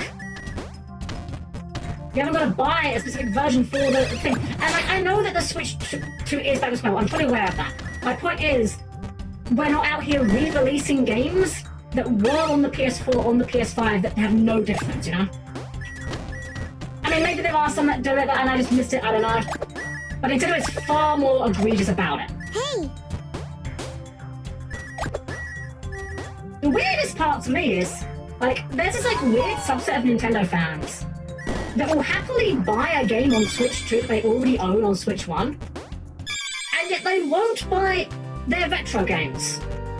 Like, they're perfectly fine with, perfectly fine with the idea of, oh, you know, I have to buy a Switch 2 game for $60 or whatever that I already own elsewhere. But I won't pay £5 for Pokemon Red and Blue. Why? If you like the game, buy the game. It's not that hard. If you don't want to play the game, don't buy it. It's really not complicated. I personally have no problem with Nintendo, like, selling, you know, basically ROMs of their game. At the end of the day, if I want to play them, I'll buy them. If I don't, I won't buy them. It's not complicated. Oh, it's meant to be purple. I wouldn't touch it for you. Okay, yeah, Death Water, got it. Did I go from the Wii shop being able to buy retro games to only put them on subscription is my 1984? Yeah, that was bad. I don't like that at all. Like, granted, let's be fair. I'm gonna be fair, because I'm not, despite my best efforts, I'm not a professional hater. The subscription model, for some people, could make sense. Right? How do we get up there? Oh, from here, maybe? Right. Okay, that is death. Or damage, at least. Do we need to boost up here from elsewhere? In the Death Water we go. How?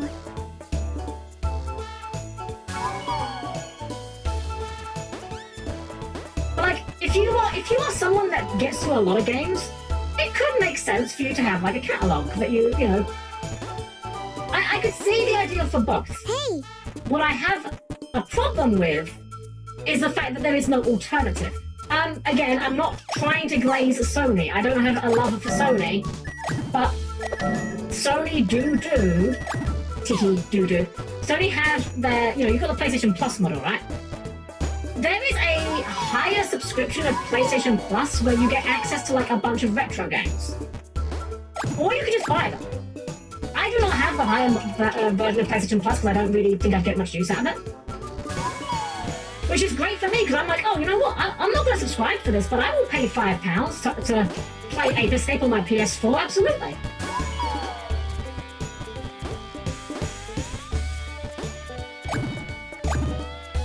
Oh, that works.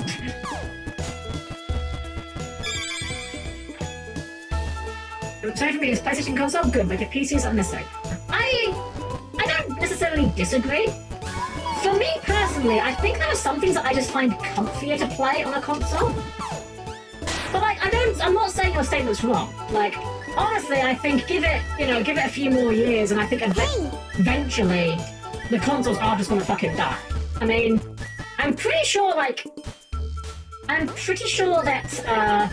what's the word? Microsoft have already basically all but confirmed that Xbox as a hardware platform will no longer exist after this generation. It will just be like a game service for other systems. And I think that's kind of the direction things are going, frankly. Oh, that's horrifying looking. Attack isn't enough to defeat enemy. Maybe throw something at them. Well, we can do that. Hey! Easy. Now, PlayStation retro offering's been that good in my opinion. It's been a while since I last looked, but I know there was some good stuff on there. Like, you've got, like, Tekken on there. You've got Soul Calibur 3 got put on there recently. I believe Ape Escape and Ape Escape 2, I believe, are on there. Like, I don't know about all of them, but there were definitely some good ones there.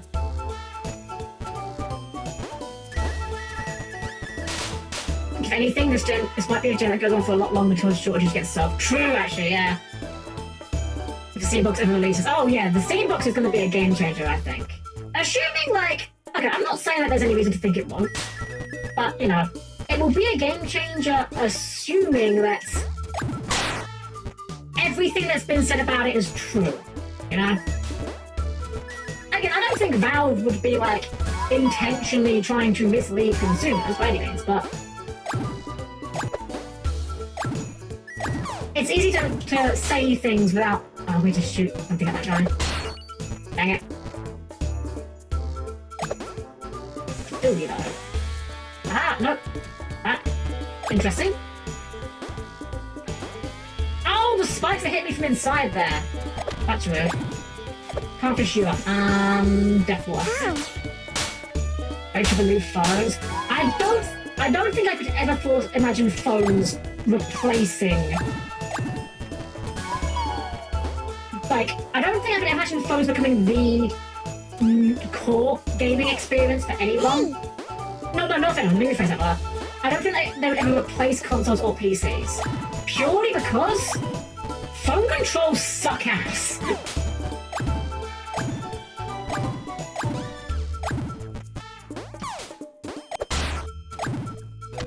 Oh, about the van switches. Oh, right.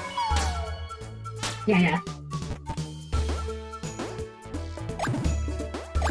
It is quite funny though, like, that at this point, the thing that does hold phones back from being, like, you know, more respected as gaming machines is just the controls. Like, there are games for mobile phones these days that just are AAA games. I didn't enjoy it much, but like Arknight's Enfield, that game is... It's a game. It's not a mobile game. It's just a game. I didn't really care for it much, unfortunately, and I was really disappointed by it because I love Arknights as a aesthetic, like the character designs, the setting. I love that. Did not vibe at all with Enfield at all, unfortunately. The gameplay I found really boring, and I'm just really disappointed by that. But that's fine. I've got other gachas to keep me going at the moment with the Musume, which is still my current addiction. We see Honkai Star Rail storage usage. I have no idea how big that game is, but I could imagine it being larger. It's funny, I've seen people say that, like... I guess it makes a degree of sense. I've seen people say that, like, the storage that games take up is very different depending on what format you're playing it on. Which I suppose that makes sense. They're presumably not installing, like, the highest resolution assets for, like, the mobile devices, because they're not going to be able to display them.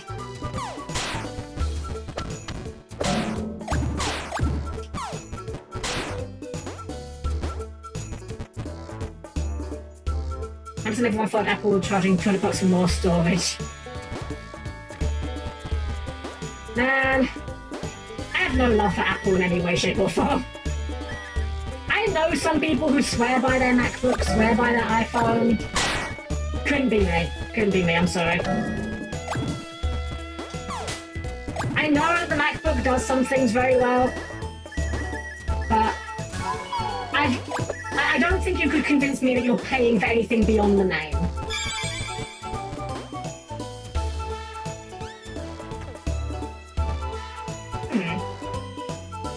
Curious.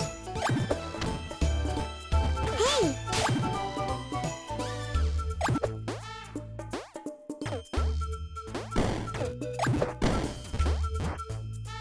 One phone rate thing I love my tablet for reading, and that's just because e-readers are so expensive still.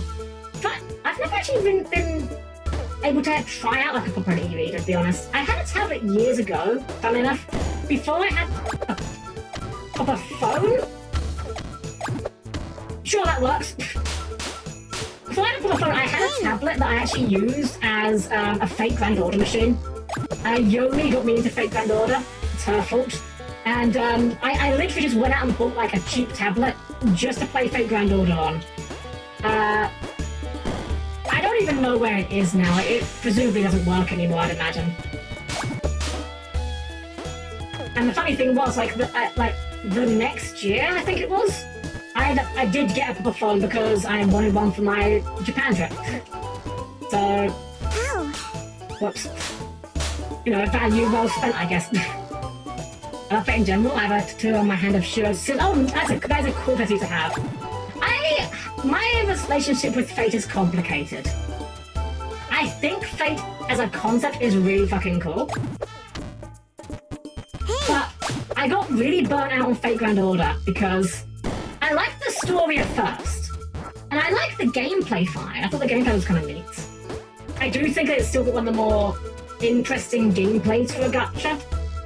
Like, I know it's a turn-based RPG, but I think that actually works a lot better for a gacha than something like an action RPG does, generally speaking. The thing that burnt me out on Fate Grand Order, though, was I had this realization. So for clarity here, I quit Fate Grand Order around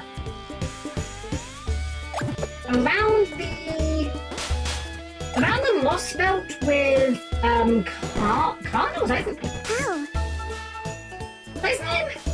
No, it wasn't Khan, it was the other one. It was Ashina, was that his name? The one with Junako in it. The one where Junako appears as a pseudo-servant with Ganesha. That one.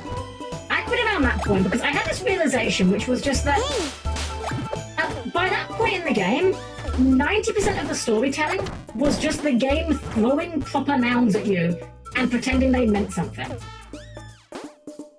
Like the paper moon and the zero sail. I have had them explained to me on multiple occasions. I could not tell you what they mean or what they do.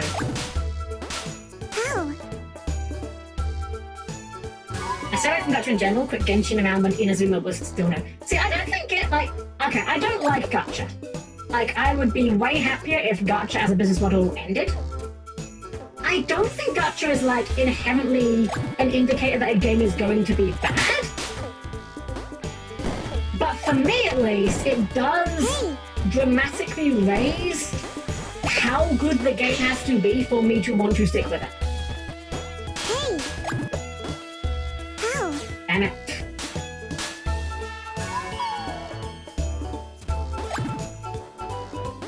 In the case of Fate Grand Order, like, I got to the point with the story where, like, for me, the story for Fate was, like, a big part of the selling point, you know? In the same way that a lot of people like to say, like, FF14 is the story-based MMO. Like, that was my opinion with Fate Grand Order. Like, you mostly played it for the story. The combat's good, but you're mostly in it for the writing and the story. And when I realized that I was no longer enjoying the story, I realized that at this point I'm not playing the game for fun, I'm playing the game because it formed a habit. Damn it! Why am I so bad at these jumps? And I think that is an important thing to identify, like, identifying when the game has stopped being fun and has become a habit. It can be hard to do, don't get it wrong, like, I'm not here to shame anyone that has issues with that, but, like, I think it is something that's important to be able to have that ability of. Ruby, welcome in, welcome in! I'm dead. Welcome in, Raiders! I'm Helm-Chan, the perfectly normal robot maid. We are here today with some Frogun! Welcome in, leave a shout out, Ruby. Don't mind the game, it doesn't like being alt-tabbed, so it just freezes when I do this. But I turn from Garlic Champions. Oh, nice! Digimon is gone! I'm having such a fun time with Time Stranger. Ruby, I don't know if you were there at the end of our last stream, but I know that obviously you have played Time Stranger. Did you notice the moist critical reference? I was not prepared for the fucking Charlie reference in my Digimon game. Damn it.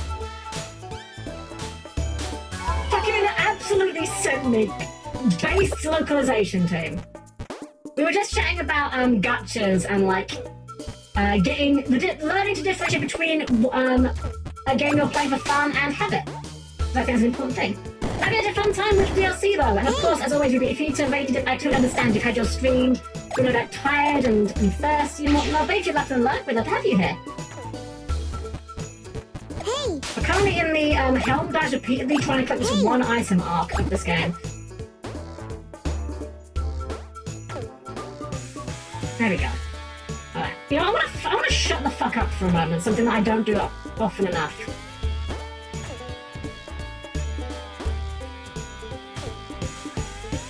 That is above me. That was not immediately clear. Okay, there we go. The power of shutting the fuck up a little bit. Well, we definitely haven't made this deathless or fast, but we got everything else, I think. I hope we got everything else. I was not paying close attention to my coin count. Okay, we got all the coins. Okay. Speed on time.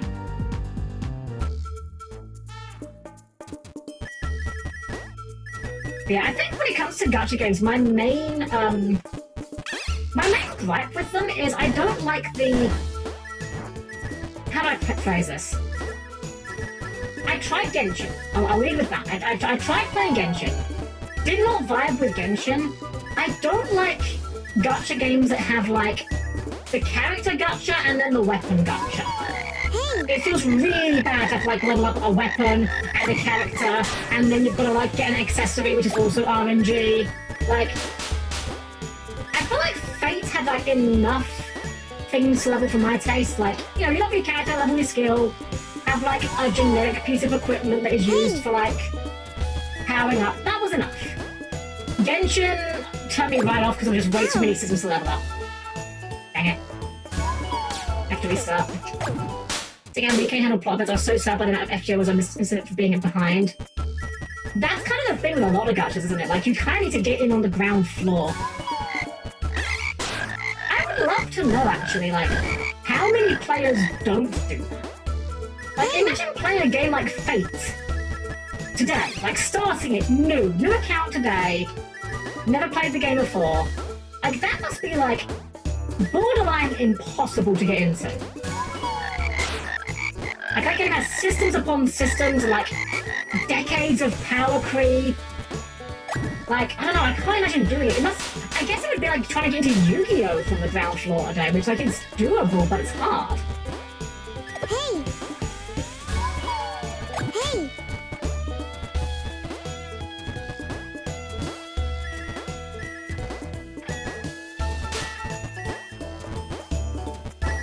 Okay, not a bad time. I'm not sure if it'll be good enough, we'll see. FGO doesn't have power creep. FGO 100% has power creep. You kidding me? Don't get me wrong, I like FGO, but even during my time playing FGO, there was power creep. Like, look at Waver compared to Merlin. Absolute power creep.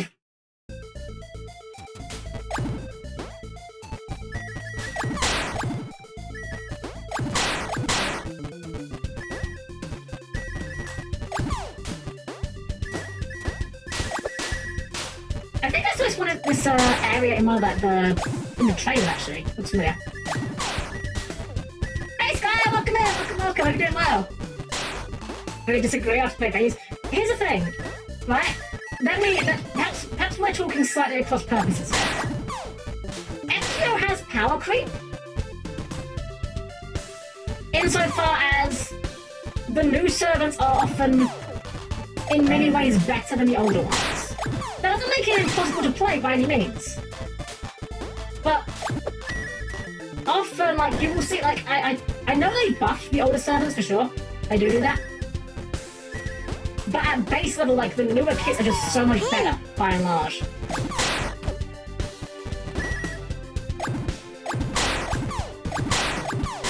Again, like, the other example here is Merlin versus Waver. Like, Merlin is just almost strictly better Waver. Hey!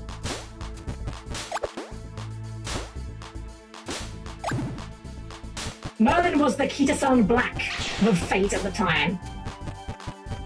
Like, I remember seeing some people saying, like, they were just gonna hold everything for Merlin. And, like, yeah, he was that good.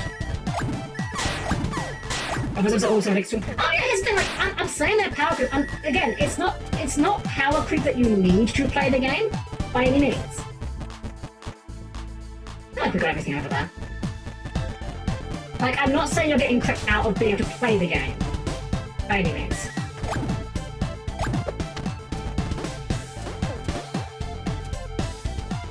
Get back here. Aside from the factory event, I'm still like 100 hours of cutscenes behind. I can do it. Yeah, there's a lot of reading in FGO, and I'll be honest, after a while, it gets kind of dull at times. You know what the best way I think I would perhaps explain it, actually? With the writing, that is. It's a little bit like Hyperdimension Neptunia, where like a lot of the story is just kind of there. The real good part of the writing is the moment-to-moment character interactions, you know? That's like where Fate Grand Order's at its best, in my opinion. Telling an actual cohesive narrative, it kind of happens, sometimes. Most of the time. Not always. Wait, oh, this is a switch block. Yeah, it feels sparkly. Way to go up there. Can we just walk on it?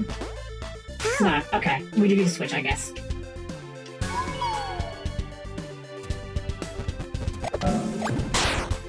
Okay, everything feels... Oh yeah, no, again, I'm not saying you can't.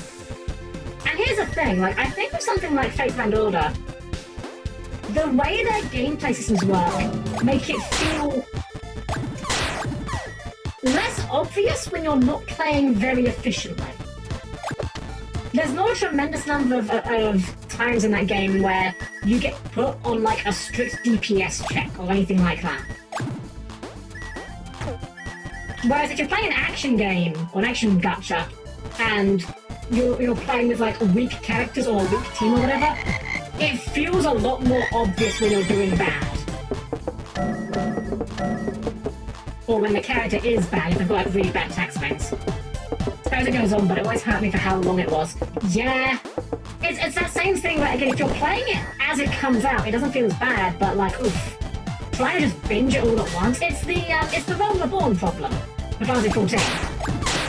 Like, the Realm Reborn patches, you know, the 2.x patches, when they were first coming out, they weren't too big of a deal to deal with because you were getting a patch a month or, well, every few months rather. Wasn't that big of a deal. Suddenly trying to do all of them in one sitting just to reach Heaven's Ward, suddenly now it's a gigantic chore.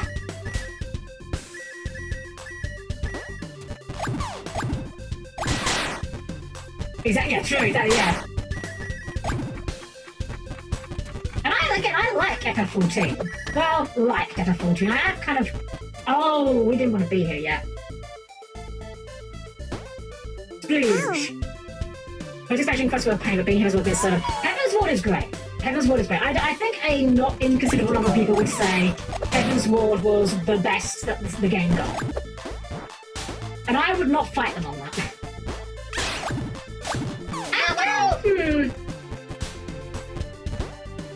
I wouldn't fight them on it, but I think I would suggest that maybe, oh, dang it. Yeah. I wouldn't fight them on, Heaven's Ward being good, but I would suggest that I think I liked Shadowbringers a little more. But that's not me saying me saying Heaven's Ward bad, that's just me saying I liked this more. That's like matter of opinion. Whereas if you come out and say like you liked, if you come over to me and you say like, oh, I thought that Dawn Trail's story was the best story in FF14, I would say, I'm sorry, you're factually incorrect. That's just actually not true. You are wrong. I know this is your opinion, but you are just wrong. How am I going to get the ones over there? Oh, that's Deepwater. Okay. Is Stormblood a dumb summon? Stormblood is fine. Stormblood used to be the punching bag for bad Final Fantasy XIV content. It suffers a lot because the story in that expansion is split between two completely unrelated stories that it just kind of jumps back and forth between basically at random. Oh, we did do that dirt. What am I doing? But compared to what we got in Dawn Trail, people are now looking back at Stormblood a lot more fondly. The line I like to trot out for it is, Stormblood is a decent story told poorly. Hey! Whereas Dawn Trail is a bad story told okay. And it turns out, when we compare the two of those, the quality of the writing actually matters a lot more than the presentation of the writing. Who'd have thought? Okay, we got all the shinies.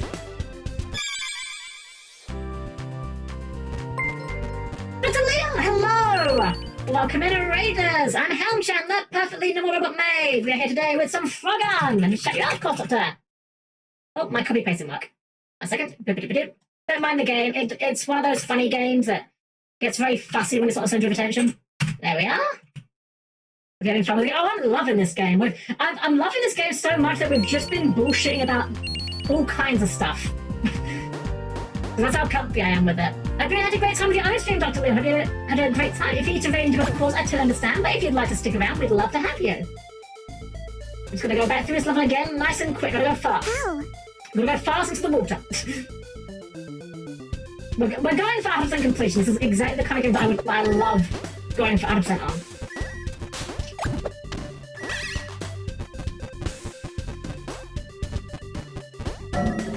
Hey!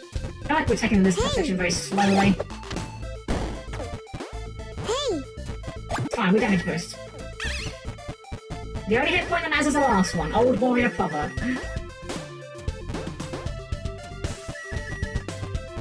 It wasn't super fast, but... I can't work out if the grapple is faster than walking. What? Okay, that's fine. Ow! Oh. I do like that she just like smiles after. It's like, this is fine.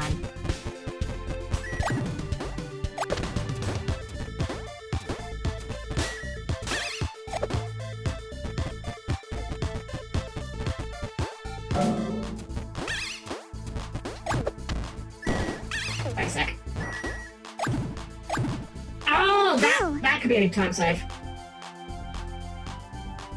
But it absolutely beat the Rabanassa. Rabanassa was great.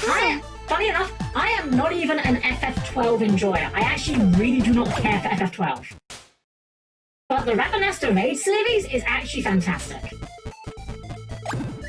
That's how you know you've done it well. You know you've made a good raid series when even someone that does not care for the source material says it's good. I'll be honest, the story was kind of whatever. I couldn't tell you a thing that happened in it, but... Ow! And who cares? The gameplay's good. It's enough tactics. Well, it's both, isn't it? It's tactics and it's 12. Like, the Evil Eater's like both of those games. And like the final boss of the first one, Royal City of Rabanasta, is like explicitly the super boss from 12. I don't think we can make that. Damn. One more try. We'll try one more time.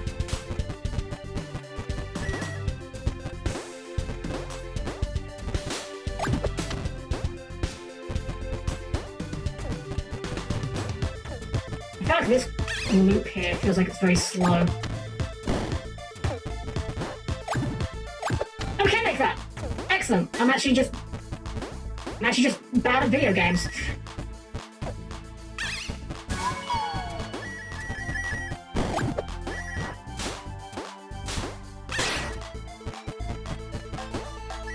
Don't fire the gun into the cliff, we will die.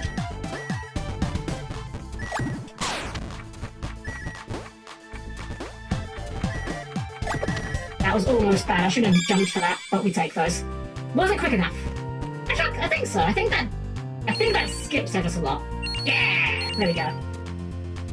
Good thing about the story, all I know is it's show hole. Snipe me, daddy. I like Mystadio. Mystadio's a great design. We're only 20%. This game has had a lot of levels. Again, not a complaint. This means we might be here for a few weeks. The schedule might look a little bit samey for a couple of weeks. Actually, that's not true. I'm going to try and figure something out next week for Tuesday. It's a reminder that Tuesday is my birthday, and I want to do something for it. I don't know what that something is just yet. But we'll be doing something different, I think. I don't want to just do another week of Digimon. Not that I'm not enjoying Digimon at all, like, I'm fucking loving Digimon, but... I want to do something, even if it's just something not particularly exciting, but something a bit different for my birthday.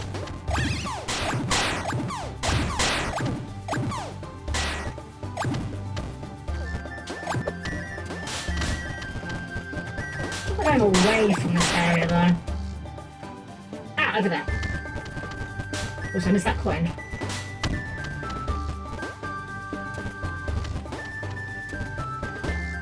Maybe we'll do an art stream, or maybe we'll do a tier list or something. I don't know, I don't really know exactly what. But, like, I should do something a bit different. The problem is I'm really bad at coming up with events. I'm just... something I'm not good at. Thief talk. The thief talk will happen. I haven't actually read anything more for the script, so I mentioned this at the end of the FF10 playthrough. I'm gonna do a stream one day. It's gonna be like a kind of lecture. I want to talk game design at you about thieves and JRPGs and why they are bad and why they don't need to be bad. I'm gonna do it as like a proper like. I'm gonna make like a PowerPoint presentation and have a script and everything. I haven't done any writing for that, I should do it. Unfortunately, I've got something else that I've been working on that's kind of take my time up a little bit better. That one you might see sooner than later. SPD. Got a defaulty and even numbers will be fun. What? Don't show me getting loot during Ultima because I get trapped in this tiny area with like 8 players with AoE markers. Is this Ultima? Damn you, Aslan! I don't mean it's Ultima.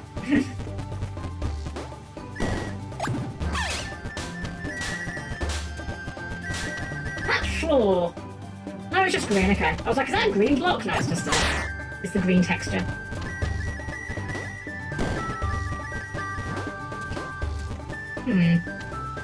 Okay, that's a return.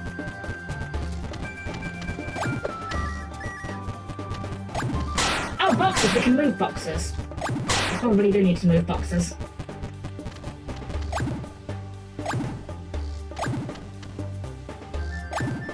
This mechanic's a little irritating. I feel like we could maybe make it a bit easier, but it is what it is.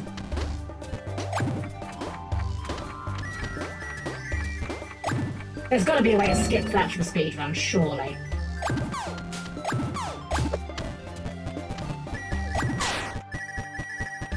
Funnily enough, I haven't played 14 in forever, actually.